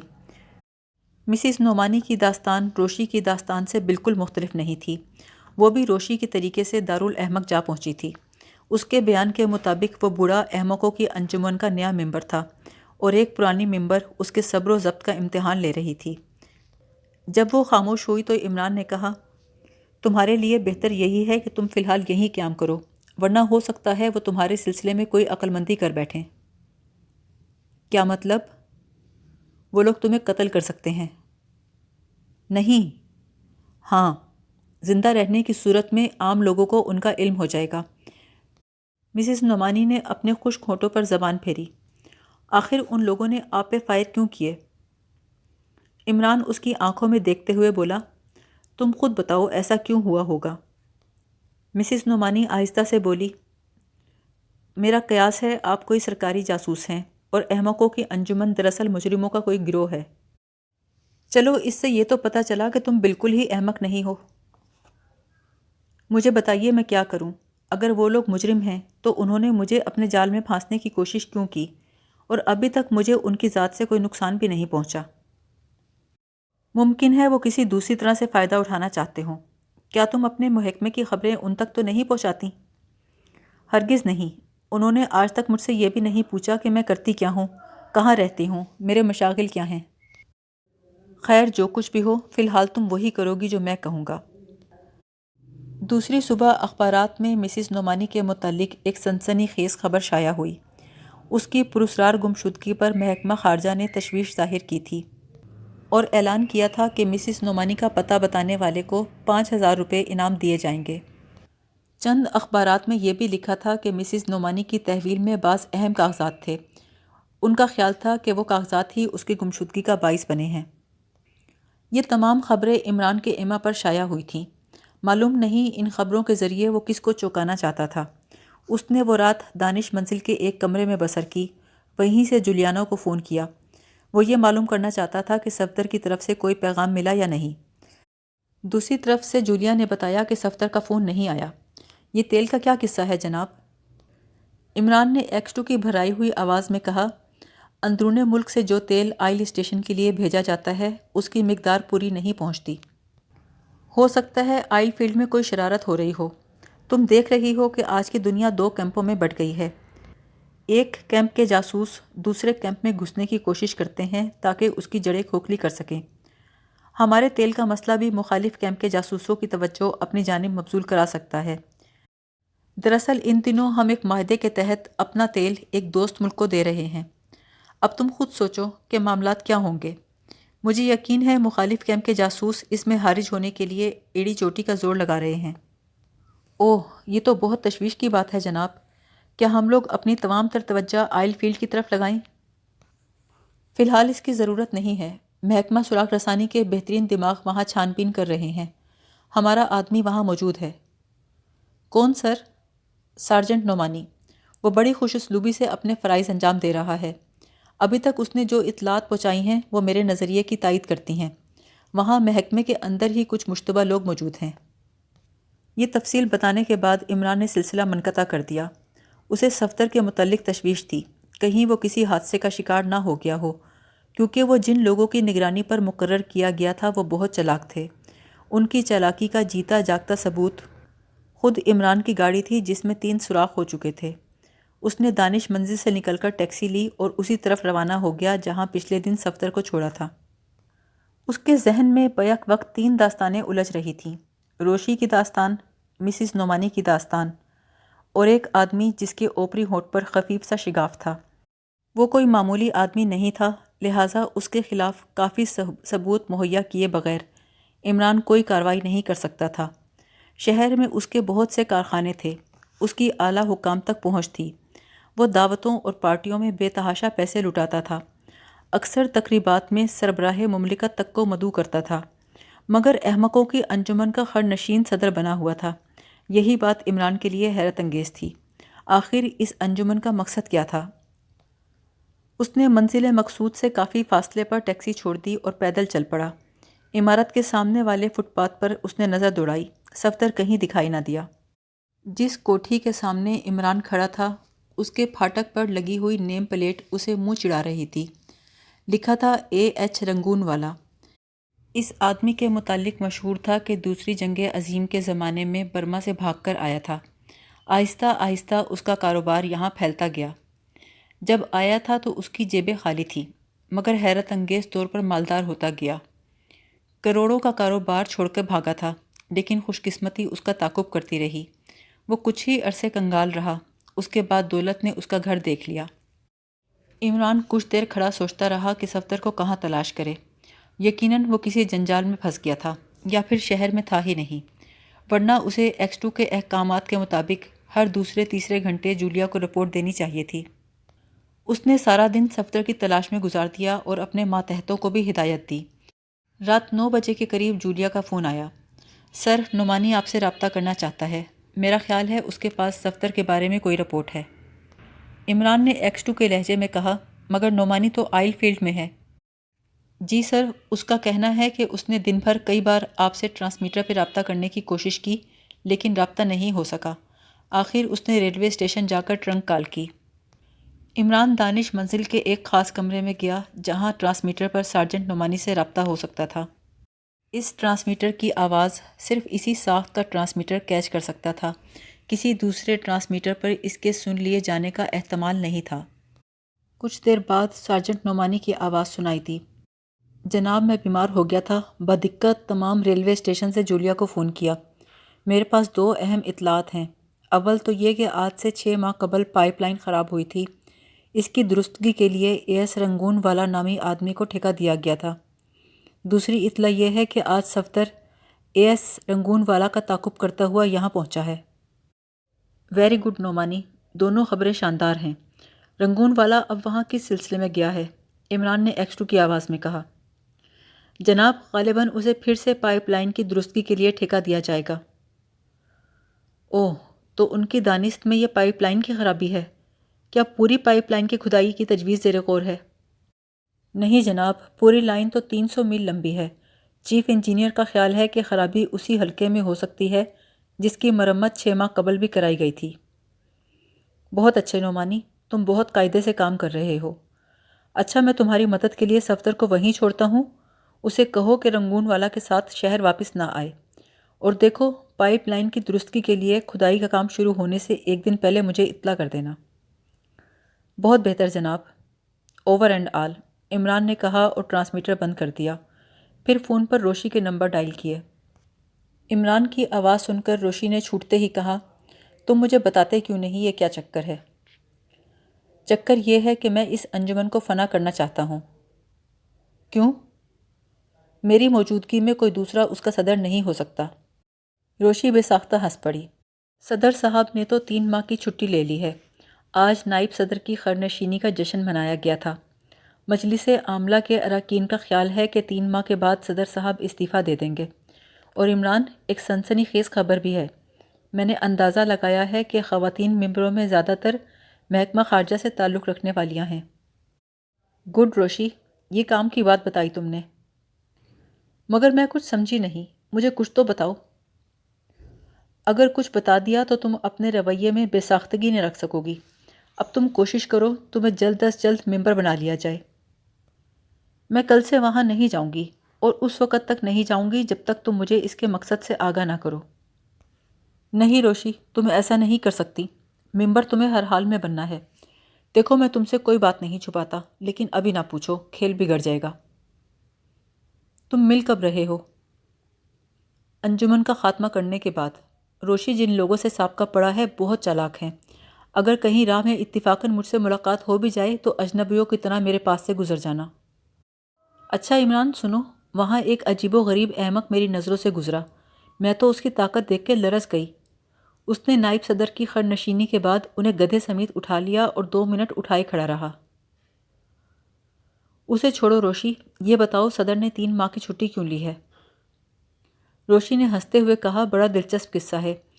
صدر صاحب کا مطالبہ تھا کہ گدھا بدلا جائے۔ مجلس عاملہ اس پر تیار نہیں ہوئی۔ اس کے اراکین کی رائے تھی کہ انہیں صدر اور گدھے میں فرق نہیں کرنا چاہیے۔ اگر گدھا بدلا جا سکتا ہے تو صدر بھی بدلا جا سکتا ہے۔ صدر صاحب نے چھٹی لے لی تاکہ گدھا اور صدر دونوں بدل دیے جائیں، لیکن نائب صدر نے صدر ہوتے ہی اعلان کر دیا کہ گدھا نہیں بدلا جائے گا۔ وجہ پوچھی تو فرمایا وہ گدھا ان سے زیادہ معزز ہے کیونکہ انجمن کے پہلے صدر کی سواری میں رہ چکا ہے۔ ختم کرو۔ عمران نے ریسیور کریڈر میں ڈال دیا اور سونے کے کمرے کی طرف چلا گیا۔ اگلی صبح سارجنٹ نعمانی نے رابطہ کیا، جناب پرسوں صبح سے پائپ لائن کی مرمت کے لیے کھدائی شروع کی جائے گی۔ کیا رنگون والا اب بھی وہیں موجود ہے؟ جی ہاں، رنگون والا اپنی نگرانی میں کھدائی کروائے گا۔ صفدر کہاں ہے؟ صفدر اس بنگلے میں مالی کی حیثیت سے کام کر رہا ہے جس میں رنگون والا نے قیام کرنا ہے۔ گڈ، میں تمہاری مدد کے لیے عمران کو بھیج رہا ہوں۔ جیسے آپ کو مناسب لگے جناب، مگر عمران وقت بہت برباد کرتا ہے۔ لیکن نعمانی، اس بات کا اعتراف تو تمہیں بھی ہوگا وہ آج تک کسی معاملے میں ناکام نہیں رہا۔ آپ ٹھیک کہتے ہیں جناب، میں معافی چاہتا ہوں۔ کوئی بات نہیں، یہ ایک اچھی بات ہے کہ تم کسی بات کو بے چون چرا تسلیم نہیں کر لیتے۔ کسی بھی معاملے پر ہر پہلو سے بحث کرنا اچھا ہے۔ اور کچھ کہنا ہے تمہیں؟ نہیں جناب۔ عمران نے ٹرانسمیٹر بند کیا، پھر جولیا کے نمبر ڈائل کیے۔ جولیا، تم 2 گھنٹے کے اندر دانش منزل پہنچو۔ تمہیں کچھ دن یہیں قیام کرنا ہے۔ یہاں ایک عورت قید ہے، اس کی نگرانی کرنی ہے۔ میں پہنچ جاؤں گی جناب، مطمئن رہیے۔ دانش منزل پہنچنے کے بعد ضرورت پڑنے پر تم مجھ سے D7 ٹرانسمیٹر پہ رابطہ کر سکو گی۔ بہت بہتر جناب۔ اگر وہ عورت شور مچائے تو اس سے بچنے کے لیے تم اسے مورفیا کے انجیکشن دے سکتی ہو۔ جولیا کو دانش منزل پہنچنے کی ہدایت کرنے کے بعد عمران سفر کی تیاری کرنے لگا۔ نیلی گرام کے چھوٹے سے اسٹیشن پر اتر کر عمران نے اطمینان کا سانس لیا۔ حالانکہ سفر 7 گھنٹے سے زیادہ کا نہیں تھا، لیکن بہت تھکا دینے والا ثابت ہوا۔ یہ سردیوں کے دن تھے، ریگستان نے عمران کا حلیہ بگاڑ دیا تھا۔ ابھی 10 میل مزید طے کرنے تھے۔ اس نے کلائی کی گھڑی دیکھی اور اپنے ریت سے اٹے ہوئے بالوں پہ ہاتھ پھیرنے لگا۔ 2 گھنٹے اور، وہ آہستہ سے بڑبڑایا۔ اطلاع کے مطابق 2 گھنٹے بعد ایک بس اسے آئل فیلڈ تک لے جاتی۔ اسے یہاں ریلوے اسٹیشن پر اتنا پانی نہیں ملا کہ وہ غسل کر سکتا۔ یہ تو اس علاقے میں تیل کے کنویں ہونے کی وجہ سے ریلوے اسٹیشن قائم کیا گیا تھا، ورنہ ایسے اجاڑ ویرانے میں ریلوے اسٹیشن کا کیا کام؟ پھر بھی اس کا فاصلہ آئل فیلڈ کالونی سے 10 میل کا تھا۔ ٹیکنیکل دشواریوں کی بنا پر اسٹیشن کالونی کے بالکل قریب نہیں بنایا جا سکا تھا۔ یہ وہی آئل اسٹیشن تھا جہاں سے بندرگاہ والے آئل اسٹیشن کے لیے پائپ لائن کے ذریعے تیل روانہ کیا جاتا تھا۔ 2 گھنٹے کے انتظار کے بعد وہ بس میں بیٹھ کر کالونی کی طرف روانہ ہو گیا۔ اسے خدشہ تھا کہ کہیں اس گروہ کے کسی آدمی سے مٹ بھیڑ نہ ہو جائے جو اسے پہچانتا ہو۔ عمران کا خیال تھا کہ اسے میک اپ کے بغیر اس کالونی میں داخل نہیں ہونا چاہیے، مگر یہ ایک مشکل کام تھا۔ جب بس کا آئل اسٹیشن سے فاصلہ تھوڑا ہی رہ گیا تو اس نے کنڈکٹر سے کہا، مجھے یہیں اترنا ہے۔ بس کی رفتار کم ہو گئی۔ بس کنڈکٹر کہنے لگا، اس ویرانے میں کہاں اتریے گا؟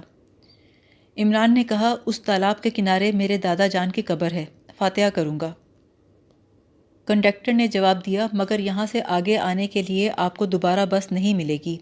یہ آج کا آخری راؤنڈ ہے اور کالونی تقریباً 3 میل دور رہتی ہے۔ عمران اپنا سوٹ کیس سنبھالتا ہوا بولا، بہت بہت شکریہ، میں پیدل ہی چلا جاؤں گا، مگر دادا جان کو شکایت کا موقع دینا میرے بس سے باہر ہے۔ اسے اتار کر بس آگے روانہ ہو گئی۔ جب وہ اگلی ڈھلان پر سے نظروں سے اوجھل ہو گئی تو عمران آگے بڑھا۔ سورج مغرب میں جھک رہا تھا، اب دھوپ میں تمازت باقی نہیں تھی۔ عمران اس تالاب کی طرف بڑھا جسے دیکھ کر اسے دادا جان مرحوم کی قبر پیدا کرنی پڑی تھی۔ گو تالاب کا پانی گدلا تھا، لیکن اس نے پھر بھی اسے تر و تازہ کر دیا۔ غسل سے فارغ ہونے کے بعد اس نے میک اپ کیا۔ اب وہ پروفیسروں کسی وضع کا ایک سنجیدہ آدمی نظر آ رہا تھا۔ اس کے چہرے پر بھورے رنگ کی فرینچ کٹ داڑھی تھی اور باریک مونچھیں۔ آنکھوں پر ایک فریم لیس چشمہ تھا۔ اس کے بائیں شانے سے ایک کیمرہ لٹک رہا تھا۔ اس نے سوٹ کیس اٹھایا اور چل پڑا۔ روشی بہت جلدی میں تھی، اس لیے ایک ملنے والے سے کترا کر سڑک سے گلی میں مڑ گئی۔ اسے تیزی سے دارالاحمق پہنچنا تھا، کیونکہ آج وہ فارم پر کرنے والی تھی۔ وہ آدمی جس کے وسیلے سے وہ یہاں پہنچی تھی اسے حال میں موجود ملا۔ روشی ممبر بننے کے لیے اتنی بیتاب نہیں تھی جتنے اس ممبر کے حیرت انگیز کمال دیکھنے کے لیے بے چین تھی جو بے اندازہ طاقت کا مالک تھا۔ آج وہ اپنی غیر معمولی صلاحیت کا مظاہرہ کرنے والا تھا، لیکن جب بوڑھے نے بتایا کہ وہ اچانک بیمار پڑ گیا ہے تو روشی کو بڑی مایوسی ہوئی۔ بوڑھا کہنے لگا، اب وہ کافی عرصے تک ہمیں کمال دکھا نہ سکیں گے۔ کیوں؟ کیا بہت بیمار ہو گئے ہیں؟ ہاں، بہت زیادہ، بوڑھے نے مغموم لہجے میں جواب دیا، پھر جیب سے فارم نکالتے ہوئے کہا، خیر آپ اسے بھر دیجئے۔ روشی فارم بھرنے لگی۔ پیشے کی جگہ پر وہ لکھتے ہوئے سوچنے لگی، کیا وہ چالاکی سے کام لے یا فراڈ کرے؟ پھر اس نے سوچا کہ جھوٹ کو دخل نہیں دینا چاہیے۔ فارم پر کرنے کے بعد اس نے بوڑھے کی طرف سرکا دیا، دیکھیے کوئی غلطی تو نہیں رہ گئی؟ بوڑھا کچھ دیر فارم کو دیکھتا رہا۔ تو آپ محکمہ خارجہ سے تعلق رکھتی ہیں؟ جی ہاں، ہمارے کلب میں محکمہ خارجہ کی کئی خواتین ممبر ہیں۔ آپ انہیں جانتی ہیں مسز نعمانی کو؟ وہ کئی دنوں سے نظر نہیں آ رہی۔ روشی کچھ سوچتے ہوئے بولی، میں ان کی صورت آشنا ضرور ہوں، لیکن آج تک ان سے ملنے کا اتفاق نہیں ہوا۔ بوڑھا کہنے لگا، میرا خیال ہے وہ ترقی پا کر کہیں چلی گئی ہیں، ورنہ یہ ممکن نہیں کہ وہ یہاں نہ آتیں۔ وہ اختلاج قلب کی مریضہ تھیں۔ اس انجمن میں داخل ہوتے ہی ان کی صحت بہتر ہونے لگی۔ روشی ہنستے ہوئے بولی، میں نے بھی یہی مناسب سمجھا کہ کیلشیم کے انجیکشن لینے کی بجائے احمقوں کے انجمن کی ممبر بن جاؤں۔ ویسے مسز نعمانی کو میں نے کئی دنوں سے آفس میں نہیں دیکھا۔ بوڑھے سے بات کرنے کے دوران روشی عمران کی ہدایت کے مطابق چاروں طرف دیکھ بھی رہی تھی۔ اس نے ایک نوجوان عورت کو ہال میں داخل ہوتے دیکھا۔ وہ سیدھی صدر صاحب کے پاس گئی۔ اس نے جھک کر ان کے گدھے کو سلام کیا، پھر اپنا جوتا اتار کر صدر صاحب کے چہرے کے قریب لے گئی۔ روشی کی توجہ اس وقت انہی دونوں پر تھی۔ اسے کچھ شبہ سا ہوا۔ وہ سیدھی ہو کر بیٹھ گئی۔ صدر صاحب کے انداز سے معلوم ہو رہا تھا جیسے وہ جوتے کے اندر کوئی چیز دیکھ کر مبہوت رہ گئے ہوں۔ پھر انہوں نے سر کو ہلکی سی جنبش دی۔ عورت نے جوتا دوبارہ پہن لیا۔ جوتا پہننے کے بعد وہ عورت اس میز پر آئی جس کے قریب روشی اور اس کا ساتھی بوڑھا موجود تھا۔ بوڑھے نے تعارف کرایا، یہ ہماری نئی ممبر مس روشی ہیں، اور ان سے ملیے، یہ مسز گوہن ہیں۔ روشی نے مصافحے کے لیے ہاتھ بڑھایا، بڑی خوشی ہوئی آپ سے مل کر۔ عورت نے منہ بنا کر کہا، مجھے بے حد افسوس ہوا، بھلا روشی بھی کوئی نام ہے؟ روشی کو غصہ تو آیا، لیکن اسی وقت اسے یاد آیا دستور کے مطابق پرانے ممبر نئے لوگوں کو غصہ ضرور دلاتے ہیں۔ روشی ہنسنے لگی۔ مسز گوہن، آپ کا نام بے حد حسین ہے، کیا آپ مجھ سے تعلق رکھنا پسند کریں گی؟ عورت انکار میں سر ہلا کر میز سے اٹھ گئی۔ وہ دروازے کی جانب جا رہی تھی۔ روشی اٹھ کر اس کے پیچھے لپکی۔ سنو تو صحیح ڈارلنگ۔ آخر باہر نکلتے نکلتے اس نے اسے جا لیا۔ تم تو خفا ہی ہو گئیں۔ عورت سر جھٹک کر بولی، تم مجھے بالکل اچھی نہیں لگی۔ روشی کہنے لگی، اتنا ظلم نہ کرو ورنہ تو میں بے موت مر جاؤں گی۔ ایسا کہتے ہوئے روشی نے اس کے شانے پہ ہاتھ رکھ دیا۔ عورت نے اس کا ہاتھ جھٹک دیا۔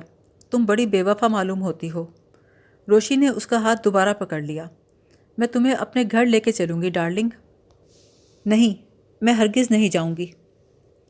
چلو نا، آج میں نے کتے کے پلے کے کباب بنائے ہیں، تمہیں بکری کے پیشاب کی چائے پلاؤں گی۔ ضد نہ کرو ورنہ میں یہیں جان دے دوں گی۔ روشی نے ایک ٹیکسی کو رکنے کا اشارہ کیا۔ جیسے ہی ٹیکسی فٹ پاتھ سے لگی، روشی اس کا ہاتھ پکڑ کر ٹیکسی کی طرف کھینچنے لگی۔ عورت نے ناگواری سے کہا، مجھے اس وقت فرصت نہیں ہے۔ روشی نے ہنستے ہوئے کہا، قلب کے دستور کے خلاف تمہیں غصہ کیوں آ رہا ہے؟ عورت نے مجبوراً ہنستے ہوئے کہا، نہیں تو۔ اتنی دیر میں روشی نے اسے پچھلی سیٹ پہ دھکیل دیا اور خود بھی بیٹھ گئی۔ ساتھ ہی اس نے ڈرائیور کو عمارت کا پتہ بتایا۔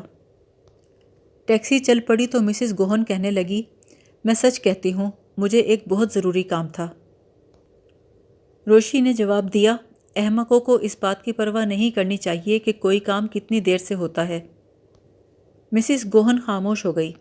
اس کے چہرے سے بے بسی اور جھلاہٹ صاف دکھائی دے رہی تھی۔ 15 منٹ کے بعد روشی اپنے فلیٹ میں پہنچ گئی۔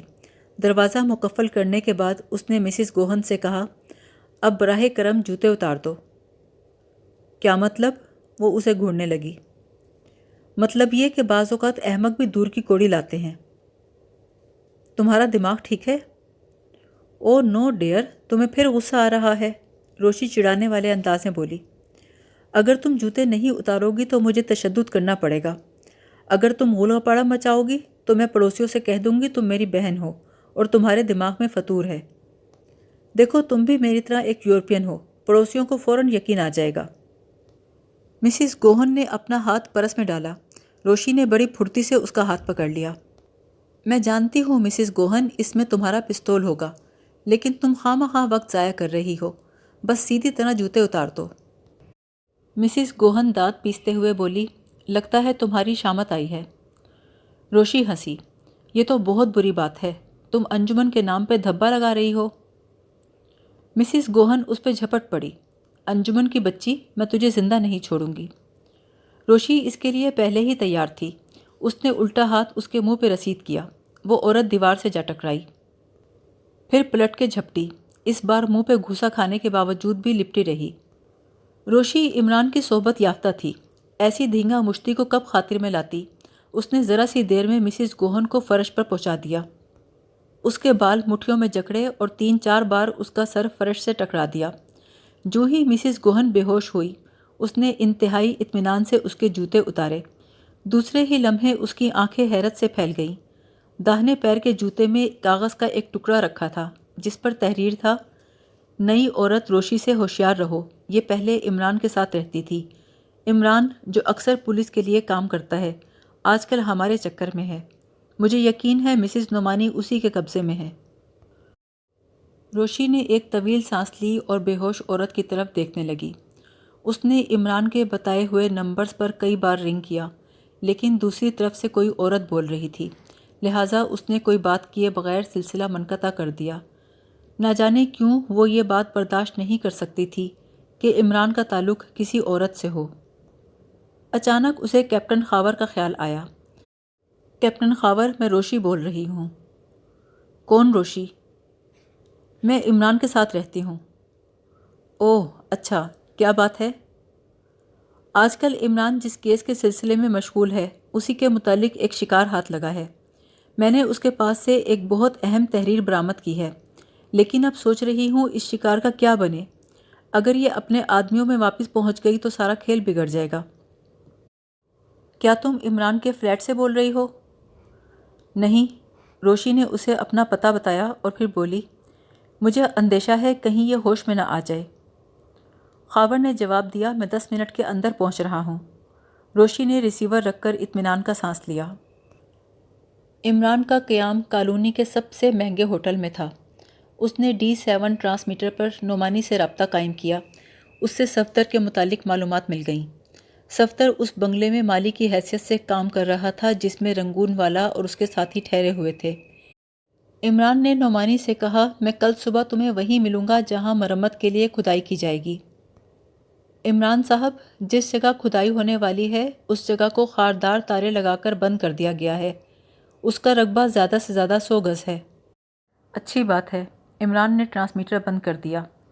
वो सफ्तर का पता मालूम कर चुका था। अब सोच रहा था कि उससे मिलना चाहिए। मुमकिन है सफ्तर के पास इससे भी ज़्यादा अहम इत्तलाआत हों। सफ्तर अपने साथियों में इमरान के अलावा किसी और को खातिर में नहीं लाता था। उसका ख्याल था अगर इमरान X2 नहीं है तो उससे कम भी नहीं है। तकरीबन 9:30 बजे तक इमरान अपने कमरे में रहा। उसके बाद डाइनिंग हॉल में आ गया। चंद लम्हे इधर उधर देखता रहा, फिर सदर दरवाजे की तरफ बढ़ गया। उसने यही मुनासिब समझा कि कॉलोनी के किसी छोटे से होटल में, जहाँ हर तबके के आदमी नज़र आते हैं, वहाँ खाना खाए। दरवाजे के करीब पहुंचकर उसकी नज़र बाईं जानिब उठी। दूसरे ही लम्हे वो ठिठक गया। करीब की मेज़ पर एक आदमी तन्हा बैठा था, जिस पर नज़र पड़ते ही इमरान के कदम रुक गए। उसने भी इमरान को इस तरह रुकते और ख़ुद को घूरते देख लिया था। वो सीधा होकर बैठ गया, बिल्कुल उसी अंदाज में जैसे ख़ुद को पेश आने वाले हादसे का मुकाबला करने के लिए तैयार कर रहा हो। इमरान उसकी मेज़ की तरफ बढ़ा तो उसका हाथ जेब में चला गया। इमरान कुर्सी खींचकर बैठते हुए बोला, क्या रिवाल्वर निकाल रहे हो? दूसरे आदमी ने हैरत से कहा, आप हैं इमरान साहब? मेरे खुदा, क्या मेकअप है! अगर आप असली आवाज़ में बात न करते तो मैं कभी ना पहचानता। लेकिन सफ्तर, तुम बड़े अनाड़ी हो। यकीनन मेरे मेकअप में खामी है, वरना आप पहचानते क्यों? इमरान आहिस्ता से बोला, आँखें। तुम 1000 कोशिश भी करो तो गौर से देखने वालों की नज़रों से नहीं बच सकते। आँखों की बनावट को बदलना बहुत मुश्किल है। लेकिन आप ये कैसे कर लेते हैं? नहीं, मैं भी अगर किसी वक्त खाली ज़हन हो जाऊं तो फ़ौरन पहचान लिया जाऊं। मैं दरअसल आँखों को सिकोड़े रखता हूँ। खैर, तुम ये बताओ, तुम यहाँ क्या कर रहे हो? मैं फ़िल वक्त तो उनकी निगरानी कर रहा हूँ। वो लोग केबिन नंबर 15 में मौजूद हैं। मुझे दरअसल आप ही का इंतज़ार था। नोमानी से मालूम हुआ था कि X2 ने आपको यहाँ भेजा है। केबिन में कितने लोग मौजूद हैं? केबिन में जनाब रंगून वाला है, एक असिस्टेंट इंजीनियर है और एक लड़की है जो रंगून वाला के बयान के मुताबिक उसकी लड़की है। किस्सा दरअसल ये है कि फील्ड इंजीनियर अचानक बहुत बीमार हो गया है। अब उसकी बजाय उसका एक असिस्टेंट मरम्मत की देखभाल करेगा। پچھلی رات انجینئر کے اچانک بیمار ہونے سے یہ لوگ بہت سراسیمہ ہو گئے تھے، اسی لیے انہوں نے یہ پروگرام بنایا ہے۔ یہ لڑکی جو ان کے ساتھ کیبن میں موجود ہے کل اسسٹنٹ انجینئر کو وہاں سے کہیں لے جائے گی۔ اس کا مطلب ہے کہ فیلڈ انجینئر ان لوگوں کے ساتھ ملا ہوا ہے، اس لیے اس کی بیماری کے باعث انہیں پروگرام میں تبدیلی کرنی پڑ گئی۔ جی ہاں، اب میں یقین کے ساتھ کہہ سکتا ہوں یہ لوگ کسی غیر ملک کے لیے کام کر رہے ہیں۔ عمران کچھ نہ بولا، اس نے اشارے سے ایک ویٹر کو بلایا۔ کیا لاؤں جناب؟ بینگن کا بھرتا اور خمیری روٹیاں۔ ویٹر ہنسنے لگا۔ صفدر نے جلدی جلدی مینو پہ نظر ڈالی اور کچھ چیزیں لانے کو کہا۔ ویٹر چلا گیا اور صفدر نے مسکرا کر عمران کی طرف دیکھا۔ عمران ایک موٹی سی سیاہ فام عورت کو گھور رہا تھا۔ خیریت عمران صاحب، کیا اس عورت کے نصیب جاگنے والے ہیں؟ عمران نے ٹھنڈی سانس لے کر کہا، اس کے نصیب بھی اتنے ہی موٹے ہوں گے جتنی یہ خود ہے۔ خیر یہ بتاؤ رنگون والا کی لڑکی شکل شباہت میں کیسی ہے؟ بہت حسین، دیکھیں تو دیکھتے رہ جائیں۔ تو کیا دھوپ کا چشمہ لگا کر دیکھنے سے بھی یہی کیفیت ہوگی؟ پتہ نہیں، صفدر نے اتنی ہی سنجیدگی سے جواب دیا۔ عمران صاحب، رنگون والا کے ساتھیوں میں ایک آدمی غیر معمولی طاقتور ہے۔ پچھلی رات اس نے 3 آدمیوں کو میز پر بٹھا کر میز سمیت اٹھا لیا۔ میز اس نے دونوں ہاتھوں پر رکھی ہوئی تھی اور اسے سر سے اونچا اٹھائے کھڑا تھا۔ اس کا کہنا تھا کھانے سے قبل اس قسم کی ورزش بھوک بڑھاتی ہے۔ عمران اسی قسم کا تذکرہ روشی سے سن چکا تھا۔ صفدر، رنگون والا کے بنگلے کے علاوہ تمہارا کہیں اور بھی قیام ہوگا؟ جی ہاں، ایک معمولی سے ہوٹل میں۔ مگر تمہیں بنگلے کی ملازمت مل کیسے گئی؟ ملازمت نہیں جناب، میں تو یوں ہی بنگلے میں جا گھسا۔ ان کی آمد سے پہلے بنگلہ خالی پڑا تھا۔ جب وہ لوگ آئے تو میں مالی کا کام کرنے لگا۔ کسی نے میری طرف دھیان نہیں دیا۔ وہ لوگ سوچ رہے ہوں گے شاید میں مالی ہوں اور یہاں پہلے سے کام کر رہا ہوں۔ صفدر، کہیں تم حماقت تو نہیں کر بیٹھے؟ صفدر جلدی سے بولا، اگر یہ بات ہوتی تو اب تک میں نہ جانے کہاں ہوتا۔ ہو سکتا ہے تمہارے ذریعے وہ کسی اور آدمی کے چکر میں ہوں۔ کس آدمی کے چکر میں؟ عمران کے۔ میرا خیال ہے وہ آپ سے واقف ہی نہیں ہے۔ ویٹر کھانے کی ٹرے اٹھائے ان کی طرف آ رہا تھا۔ عمران خاموش ہو گیا۔ اس کے جانے کے بعد اس نے سرپوش ہٹایا اور حیران رہ گیا۔ خالی ٹرے کے اندر ایک کاغذ کا ٹکڑا رکھا تھا۔ اس پر پینسل سے تحریر تھا، تم دونوں خاموشی سے اٹھ کر بائیں جانب والے دروازے سے نکل جاؤ۔ یہاں خطرہ ہے، تم لوگ پہچان لیے گئے ہو۔ دروازے سے نکلنے میں جلدی کرنا، مگر احتیاط سے۔ اس طرف اندھیرا ہے۔ 10 قدم کے فاصلے پہ ایک ٹرک موجود ہے، فوراً اس پر بیٹھ جاؤ۔ ٹرک میں ہی ڈرائیو کروں گا۔ تحریر پڑھ کر صفدر بڑبڑایا، شاید یہ نعمانی کی تحریر ہے۔ شاید کیوں؟ کیا تمہیں یقین نہیں ہے؟ نہیں، اس کی اردو کی رائٹنگ آج تک میری نظروں سے نہیں گزری۔ ہاں، میں نے بھی اس کی صرف انگریزی تحریر دیکھی ہے۔ چلو اٹھو، یہاں بیٹھے رہنے میں عافیت نہیں ہے۔ اس ہوٹل میں یقیناً ان کے اور آدمی بھی موجود ہوں گے۔ وہ دونوں اٹھے اور بائیں جانب والے آخری دروازے سے نکل آئے۔ یہاں حقیقتاً اندھیرا تھا، سامنے ایک ٹرک دکھائی دے رہا تھا۔ عمران نے صفدر کا ہاتھ دبا کر آہستہ سے کہا، جیسے ہی ٹرک حرکت میں آئے فوراً نیچے کود جانا۔ یہ کہہ کر عمران اچھل کر ٹرک پر سوار ہو گیا۔ صفدر نے بھی اس کی تقلید کی۔ پھر جیسے ہی ٹرک حرکت میں آیا دونوں نے نیچے چھلانگیں لگا دیں۔ ٹھیک اسی وقت قریب سے 2 فائر ہوئے۔ وہ دونوں بال بال بچے، انہوں نے ایک سمت میں دوڑنا شروع کر دیا۔ عمران ٹرک سے اترتے ہی ویرانے کی طرف بھاگا۔ صفدر بے چوں چرا اس کے پیچھے بھاگتا رہا۔ اگر وہ دونوں بستی کا رخ کرتے تو ان کا مار دیا جانا یقینی تھا۔ ویرانے کے اندھیرے نے انہیں بچا لیا تھا۔ کچھ دیر بعد وہ دونوں ایک بڑے سے پتھر پر بیٹھ گئے۔ اچانک عمران چونکا، میں قدموں کی آواز سن رہا ہوں۔ عمران اسے کھینچتے ہوئے زمین پر چت لیٹ گیا۔ چند لمحوں کے بعد کچھ گز کے فاصلے پر انہیں 3 آدمیوں کی پرچھائیاں نظر آئیں۔ عمران آہستہ آہستہ سینے کے بل رینگنے لگا۔ صفدر بری طرح ہانپ رہا تھا۔ اس طرح رینگنے پر اس کے جسم پر کئی جگہ خراشیں آ گئی تھیں۔ خراشوں سے خون رس رہا تھا۔ انہوں نے تقریباً آدھا گھنٹہ اسی طریقے سے راستہ طے کیا، اس کے بعد رک گئے۔ ان کے چاروں طرف اونچی نیچی چٹانیں تھیں، ذرا سی غلطی انہیں موت کے منہ میں دھکیل سکتی تھی۔ وہ تینوں آدمی یقیناً رنگون والا کے گروہ سے تعلق رکھتے تھے۔ پھر انہیں ایک غار میں گھستے دیکھ کر عمران رک گیا۔ اس نے صفدر سے پوچھا، تمہاری جیب خالی تو نہیں؟ صفدر نے جواب دیا، ریوالور ہے میرے پاس۔ عمران نے آسمان کی طرف دیکھتے ہوئے کہا، یہ ستارے کتنے حسین ہیں صفدر صاحب۔ عمران کا انداز ایسا تھا گویا انہیں ستاروں کی تلاش میں اتنی مشقت برداشت کی تھی۔ صفدر جواب میں خاموش رہا۔ عمران کہنے لگا، یہ شاعر لوگ اپنی محبوباؤں کے لیے ستارے توڑ کے لانے کا وعدہ کرتے ہیں، میں تو اپنی محبوبہ کے لیے آج تک امرود بھی نہیں توڑ سکا۔ صفدر نے جھنجھلا کر کہا، آپ یہ تو سوچئے وہ لوگ کہاں چلے گئے؟ وہ تو ادھر سے بھی آ سکتے ہیں۔ تو پھر ہمیں ان کے پیچھے سرنگ نما غار میں گھسنے کی کیا ضرورت تھی؟ کتنی گھٹن تھی وہاں۔ اب کیا پروگرام ہے؟ کیا آپ انہیں تلاش نہیں کریں گے؟ کہاں تلاش کروں؟ عمران نے بے بسی سے کہا۔ گویا اتنی محنت برباد ہو گئی۔ محنت کبھی برباد نہیں ہوتی، جتنی محنت کرو جسم میں طاقت آتی ہے۔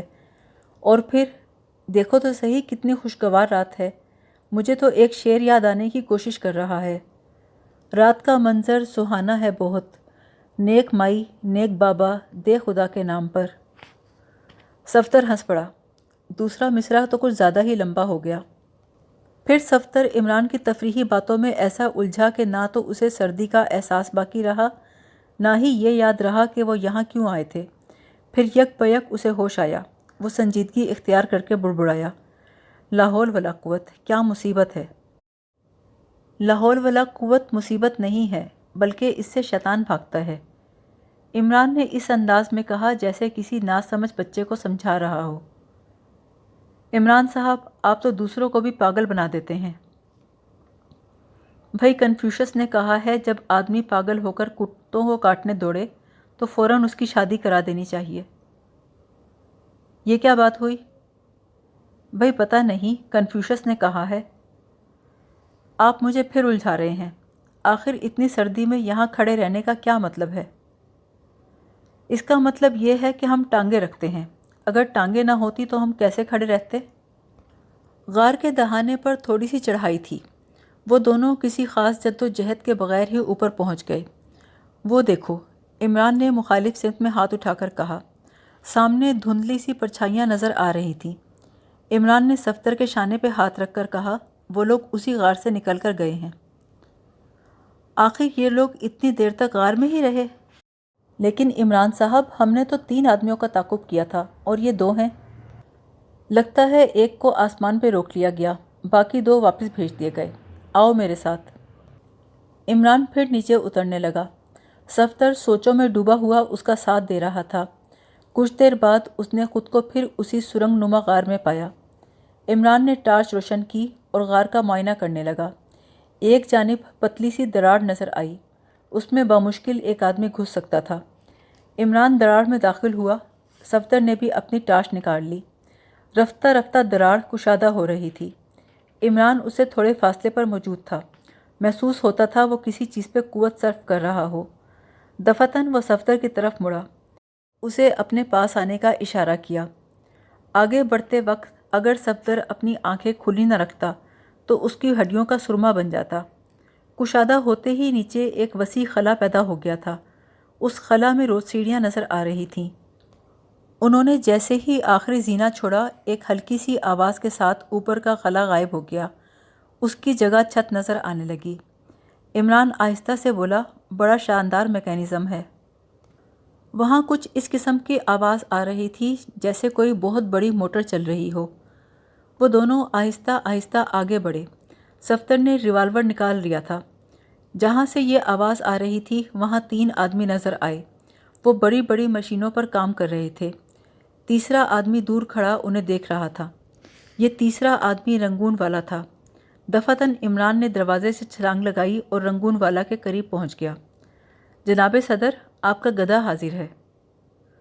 رنگون والا ہکا بکا رہ گیا، کبھی وہ عمران کو دیکھتا، کبھی صفدر کے ہاتھ میں دبے ہوئے ریوالور کو۔ گدھے ٹرک پہ سفر نہیں کیا کرتے، البتہ اگر مضبوط ہوں تو ٹرک میں جوتے ضرور جاتے ہیں۔ عمران نے مذاق اڑانے والے انداز میں کہا۔ رنگون والا سرد لہجے میں بولا، تم کون ہو؟ میں کوئی بھی ہوں، پھر صفدر کی طرف اشارہ کر کے بولا، لیکن یہ بہت خطرناک آدمی ہے۔ عمران کا اشارہ سمجھ کر صفدر نے 2 آدمیوں کو للکارا، اپنے ہاتھ اوپر اٹھا دو۔ دیکھا تم نے؟ عمران مسکرا کر بولا، کیسا بلبل کی طرح دھاڑتا ہے۔ بلبل کی طرح دھاڑنے پر صفدر کو ہنسی آ گئی۔ عمران غرایا، نہیں، اسی طرح گرجتے برستے رہو، ورنہ ان لوگوں کو پتہ چل جائے گا کہ تمہارا ریوالور نکلی ہے۔ ارے! اس نے دونوں ہاتھوں سے منہ بند کر لیا، جیسے کوئی بات منہ سے نکل گئی ہو۔ شاید ان دونوں آدمیوں نے بھی لفظ نکلی سن لیا تھا۔ دوسرے ہی لمحے ان کے ہاتھ جیبوں کی طرف گئے، مگر صفدر کے ریوالور سے ٹھیک اسی وقت 2 شعلے نکلے اور دونوں آدمی اچھل کر دور جا گرے۔ رنگون والا بے حس و حرکت کھڑا تھا، لیکن اس کے چہرے پر پریشانی کے آثار نہیں تھے۔ عمران مسکرا کر بولا، آہا، تو یہ ریوالور نکلی نہیں تھا؟ میں سمجھا شاید تم بھی میری طرح نکلی ریوالور لے کے پھرتے ہو۔ میں دراصل بہت ہی احمق ہوں مسٹر رنگون والا، اسی لیے تمہاری انجمن کا ممبر بننا چاہتا ہوں۔ اب دیکھو نا، یہ بے وقوفی نہیں تو اور کیا ہے، اچھے خاصے اصلی ریوالور کو نکلی کہہ کر تمہارے 2 آدمیوں کو مروا دیا۔ میرا دعویٰ ہے تمہاری انجمن میں میری ٹکر کا ایک بھی احمق نہیں ہوگا۔ صفدر، مسٹر رنگون والا کے ہاتھ میں ہتکڑی ڈال دو۔ رنگون والا نے چپ چاپ اپنے دونوں ہاتھ آگے بڑھا دیے۔ صفدر نے ریوالور جیب میں رکھ کر ہتکڑیاں نکالیں۔ وہ 2 آدمیوں کو ٹھنڈا کر چکا تھا، لہٰذا صرف رنگون والا کے لیے اتنا محتاط نہیں ہو سکتا تھا کہ عمران کے ہاتھ میں ریوالور دینے کے بعد ہتکڑی لگاتا۔ اسے اطمینان تھا کہ وہ 2 ہیں اور رنگون والا تنہا ہے۔ جیسے ہی صفدر نے کلائیوں پر ہتکڑیاں رکھی، رنگون والا نے اس کے پیٹ پہ گھٹنا مارا اور اسے پھلانگتا ہوا عمران پہ جا پڑا۔ عمران پہ کہنا غلط ہوگا، کیونکہ عمران تو ایک طرف کھڑا تھا اور رنگون والا منہ کے بل فرش پہ پڑا تھا۔ اب وہ اٹھنے کی کوشش کر رہا تھا۔ عمران خاموش کھڑا اسے دیکھتا رہا، لیکن صفدر دانت پیستا ہوا اس کی طرف بڑھا۔ اچانک رنگون والا اٹھ کر بھاگا۔ وہ دونوں بھی اس کے پیچھے دوڑے، لیکن اب اسے پانا آسان نہیں تھا۔ وہ تہخانے سے باہر نکل آئے۔ سرنگ نما غار میں بھی اس سے مٹبھیڑ نہیں ہوئی۔ اب ان کے سروں پر کھلا آسمان تھا، سامنے اندھیری رات سائیں سائیں کر رہی تھی۔ پتہ نہیں رنگون والا کو زمین نگل گئی تھی یا آسمان کھا گیا تھا۔ وہ دوبارہ سرنگ نما غار کی طرف واپس آئے۔ ٹھیک اسی وقت انہوں نے بہت سے قدموں کی آوازیں سنیں۔ بہت سے لوگ چاروں طرف سے آ رہے تھے۔ عمران نے کہا، جلدی سے لیٹ جاؤ۔ وہ دونوں سینے کے بل لیٹ گئے اور ایک بار پھر کیکڑوں کی طرح رینگنے لگے۔ دفعتاً کسی نے چیخ کر کہا، ادھر دیکھو۔ ساتھ ہی کئی ٹارچوں کی روشنیاں ان پر پڑیں۔ عمران نے بڑی پھرتی سے ایک گڑھے میں چھلانگ لگا دی۔ صفدر نے بھی اس کی تقلید کی۔ اسی وقت کئی گولیاں سنسناتی ہوئی ان کے سروں پر سے گزر گئیں۔ عمران نے بھی اوٹ پٹانگ طور پر ایک فائر جھونک دیا۔ عمران بڑبڑایا، کتنے راؤنڈ ہیں تمہارے پاس؟ صرف 3۔ ادھر لاؤ، فضول برباد نہ کرو۔ ہوٹل سے روانہ ہوتے وقت عمران اپنا ریوالور رکھنا بھول گیا تھا۔ اس وقت مجرم شکاری کتوں کی طرح ان کا تعاقب کر رہے تھے اور وہ لوگ چٹانوں میں چھپتے چھپاتے اپنی جان بچانے کی کوشش کر رہے تھے۔ اچانک انہیں بہت بڑی کھائی نظر آئی۔ وہ ڈھلان میں دوڑتے چلے گئے۔ کافی دیر تک فائرنگ کرنے کے بعد وہ لوگ رک گئے۔ شاید ان کے کارتوس ختم ہو چکے تھے۔ تھوڑی دیر کے بعد تعاقب کرنے والوں نے انہیں دیکھ لیا۔ وہ کھائی کو چاروں طرف سے گھیرنے لگے۔ دفعتاً عمران اور صفدر نے ایک قہقہا سنا۔ ایک دیو قامت آدمی ان کے سامنے موجود تھا۔ صفدر اپنے ہونٹوں پر زبان پھیر کے بولا، عمران صاحب، یہ وہی ہے، حیرت انگیز طاقت کا مالک ہے۔ اس آدمی نے اپنے ساتھیوں سے کہا، نیچے مت جاؤ، میں یہیں کھڑے کھڑے ان کی چٹنی بنا دیتا ہوں۔ وہ ایک بہت بڑی چٹان کو اٹھانے کی کوشش کر رہا تھا۔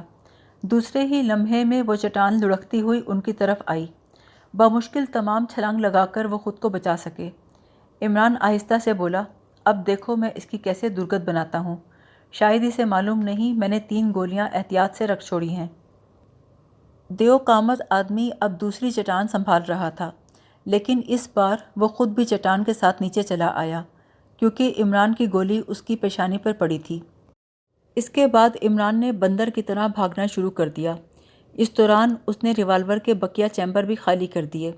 2 آدمی گر گئے، لیکن اس کے باوجود ان کا پیچھا کرنے والوں کی تعداد 10-12 کے قریب تھی۔ اوپر پہنچنے کے بعد انہوں نے یلغار کر دی۔ اب صفدر بھی اوپر کی طرف بھاگ رہا تھا۔ عمران رستے میں پڑے پتھر اٹھا اٹھا کر پیچھے آنے والوں کی کھوپڑی کا نشانہ لے رہا تھا۔ اس کی دیکھا دیکھی صفدر نے بھی یہی کام شروع کر دیا۔ اتنے میں وہ لوگ مار کھانے کے باوجود بھی ان پہ جھپٹ پڑے۔ اس مرتبہ حملہ کرنے والوں کے درمیان میں رنگون والا بھی موجود تھا، لیکن وہ خالی ہاتھ نہیں تھا۔ اس کا خنجر کئی بار عمران پہ اٹھ چکا تھا۔ یہ اور بات ہے کہ اس کے حملے سے خود اسی کے 2 آدمی ہلاک ہو چکے تھے۔ جب اس کا خنجر تیسرے آدمی پر پڑا تو وہ اپنی کھوپڑی قابو میں نہ رکھ سکا۔ تم اندھے تو نہیں ہو گئے؟ اس نے دہاڑ کر کہا۔ عمران نے کہکہا لگا کر کہا، اس کا باپ بھی اندھا تھا اور یہ تم لوگوں کو ایک کتے سے زیادہ نہیں سمجھتا۔ رنگون والا نے غصے میں بپھر کر عمران پہ حملہ کیا۔ عمران نے اس کے ایک آدمی کے پیچھے آڑ لے لی اور اس کے آدمی کی چیخ سناٹے میں لہراتی چلی گئی۔ اب کی بار اس کے آدمی اسی پر الٹ پڑے۔ ارے تم بھی آؤ! عمران نے دونوں ہاتھ ہلا کر صفدر پر حملہ کرنے والوں کو مخاطب کیا۔ اسے دیکھو، رنگون والا پاگل ہو گیا ہے۔ وہ لوگ رنگون والا کی طرف پلٹے۔ اس دوران میں ایک اور آدمی رنگون والا کی دیوانگی کا شکار ہو چکا تھا۔ وہ لوگ صفدر اور عمران کو چھوڑ کر رنگون والا کی طرف متوجہ ہو گئے۔ صفدر چپ چاپ کھسک کر عمران کے پاس پہنچ گیا۔ جیسے ہی رنگون والا کے اگلے حملے کے نتیجے میں 5واں آدمی زخمی ہوا، تمام کے تمام آدمی بے قابو ہو گئے۔ عمران کہنے لگا، رنگون والا تم بڑے ہی کمینے ہو۔ یہ لوگ تمہارے لیے خون پسینہ ایک کرتے ہیں اور تم انہی کو زخمی کر رہے ہو۔ رنگون والا کے منہ سے گالیوں کا طوفان امن پڑا۔ اس میں اتنی سکت نہیں تھی کہ اپنے ہی آدمیوں کا مقابلہ کر سکتا۔ وہ بھاگنے لگا۔ 7 آدمی عمران کو چھوڑ کر اس کے پیچھے بھاگنے لگے۔ عمران اور صفدر ان 7 کے پیچھے بھاگنے لگے۔ عمران صاحب، یہ سب کیا ہو رہا ہے؟ ارے صفدر، ایسی تفریح روز روز میسر نہیں آتی، ذرا تیزی سے دوڑو، کہیں وہ لوگ اسے مار ہی نہ ڈالیں۔ میں انہیں ایسا کرنے نہیں دوں گا، مگر کمبخت کتنی تیزی سے دوڑ رہا ہے۔ صفدر اور عمران نے رنگون والا کو ایک سرنگ نما غار میں گھستے دیکھا، لیکن اس وقت ان کی حیرت کی انتہا نہ رہی جب انہوں نے تعقب کرنے والوں کو پلٹ کر بھاگتے دیکھا۔ وہ یوں بھاگ رہے تھے جیسے انہوں نے ملک الموت کو دیکھ لیا ہو۔ یہ کیا معاملہ ہے؟ عمران رک گیا، پھر وہ بھی پوری طاقت سے دوڑنے لگا۔ صفدر بوکھلا گیا۔ اس کے پاس اس کے سوا چارہ ہی کیا تھا کہ وہ وہی کرتا جو عمران کر رہا تھا۔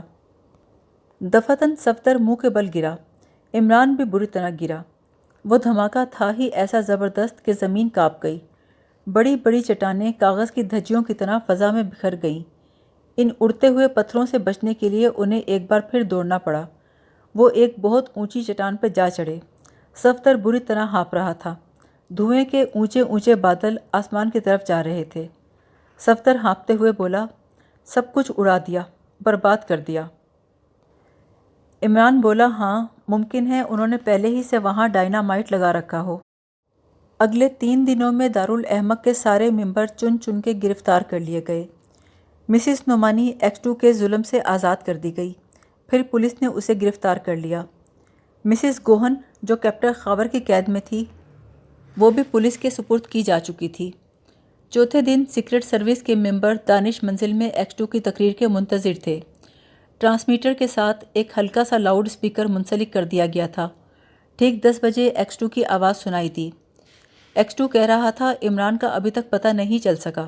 حقیقت یہ ہے کہ اس نے تنہا یہ کارنامہ انجام دیا ہے۔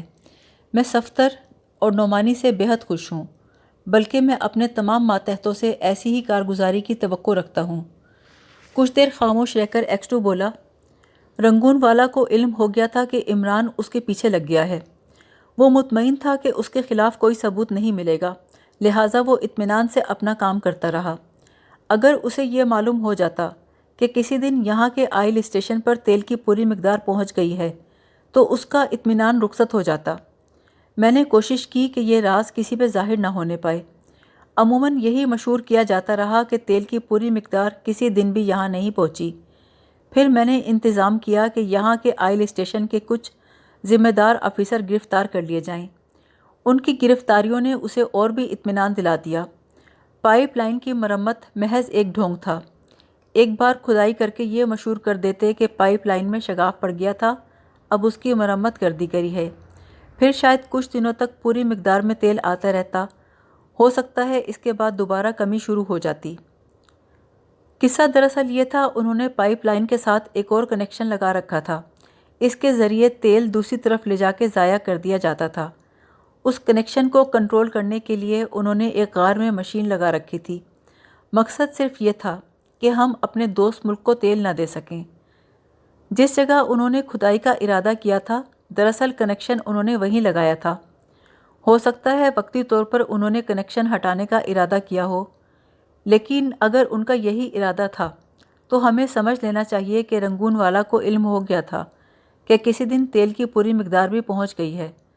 ظاہر ہے ایسی صورت میں پوری پائپ لائن کی کھدائی کا مسئلہ درپیش ہو جاتا۔ بہرحال یہ قصہ ختم ہو گیا ہے۔ فیلڈ انجینئر بھی ان غیر ملکی ایجنٹوں سے ملا ہوا تھا، اسے بھی گرفتار کر لیا گیا ہے، مگر رنگون والا کے متعلق کچھ کہا نہیں جا سکتا کہ وہ زندہ ہے یا مر گیا۔ اس زمین دوز کارخانے کو ڈائنامائٹ سے اڑا دیا گیا۔ میرا خیال ہے آخری لمحات میں اس کی ذہنی حالت ایسی ہو گئی تھی کہ اسے اپنی حفاظت کا ہوش نہیں تھا، اسے وہاں سے نکلنے کی مہلت نہیں مل سکی۔ وہ ڈائنامائٹ اتنا طاقتور تھا کہ اس نے تقریباً 4 فرلانگ کے رقبے میں تباہی پھیلائی ہے۔ کچھ دیر خاموشی رہی، پھر ایکسٹو کی آواز سنائی دی۔ احمقوں کی انجمن کے بارے میں یہ پتہ چلا ہے کہ یہ کئی بڑے حکام کی سرپرستی میں چل رہی تھی۔ ان بیچاروں کو خود اس کے مقصد کا علم نہیں تھا، وہ تو اسے رنگون والا کی طبیعت کی جدت سمجھ رہے تھے۔ ان کا خیال تھا یہ ایک طرح کی تفریح ہے جس کا مقصد بے فکری کے ساتھ وقت گزارنے کے علاوہ کچھ اور نہیں۔ حقیقتاً یہ انجمن صرف ان عورتوں کے لیے بنائی گئی تھی جو اہم ترین سرکاری دفاتر میں کام کرتی ہوں۔ انہیں انجمن تک پہنچانے کے لیے طرح طرح کے دلچسپ اور ہنسانے والے طریقے اختیار کیے گئے۔ ان کا مقصد یہ تھا کہ ان کے ذریعے حکومت کے راز معلوم کیے جائیں۔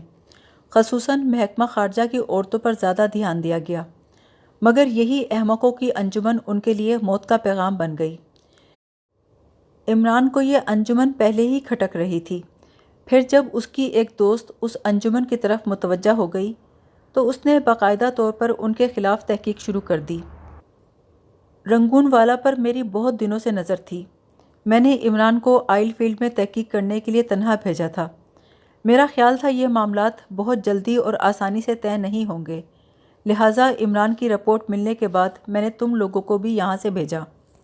مگر حالات غیر متوقع طور پر ایسے ہو گئے کہ عمران اور صفدر کو تنہا مقابلہ کرنا پڑا۔ انہیں اتنی مہلت بھی نہ ملی کہ وہ نعمانی کو ہی بلا سکتے۔ اب عمران غائب ہو گیا ہے، پتہ نہیں وہ کس چکر میں ہے۔ اگر تم میں سے کسی کو دکھائی دے تو مجھے فوراً اطلاع کریں۔ اس گفتگو کے بعد عمران نے ٹرانسمیٹر بند کر دیا۔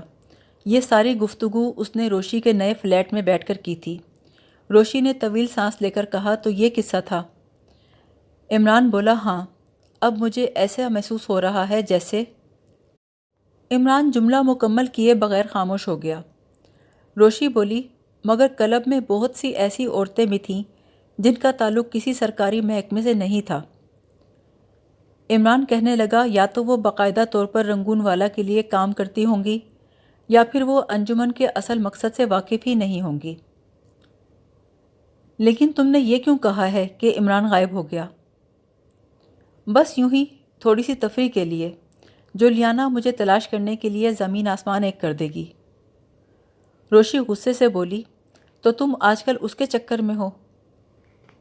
ہاں روشی ڈیئر، میرے ایک خالو عرصہ دراز سے کنوارے ہیں، میں چاہتا ہوں ان سے شادی کرا دوں تاکہ وہ میری خالہ بن جائے، مگر وہ سمجھتی ہے کہ میری اصلی خالہ تم ہو۔ روشی میز پر سے رول اٹھا کر اس کی طرف جھپٹی۔ عمران اس کے وار سے بچنے کے لیے بڑی تیزی سے فلیٹ سے باہر نکل گیا۔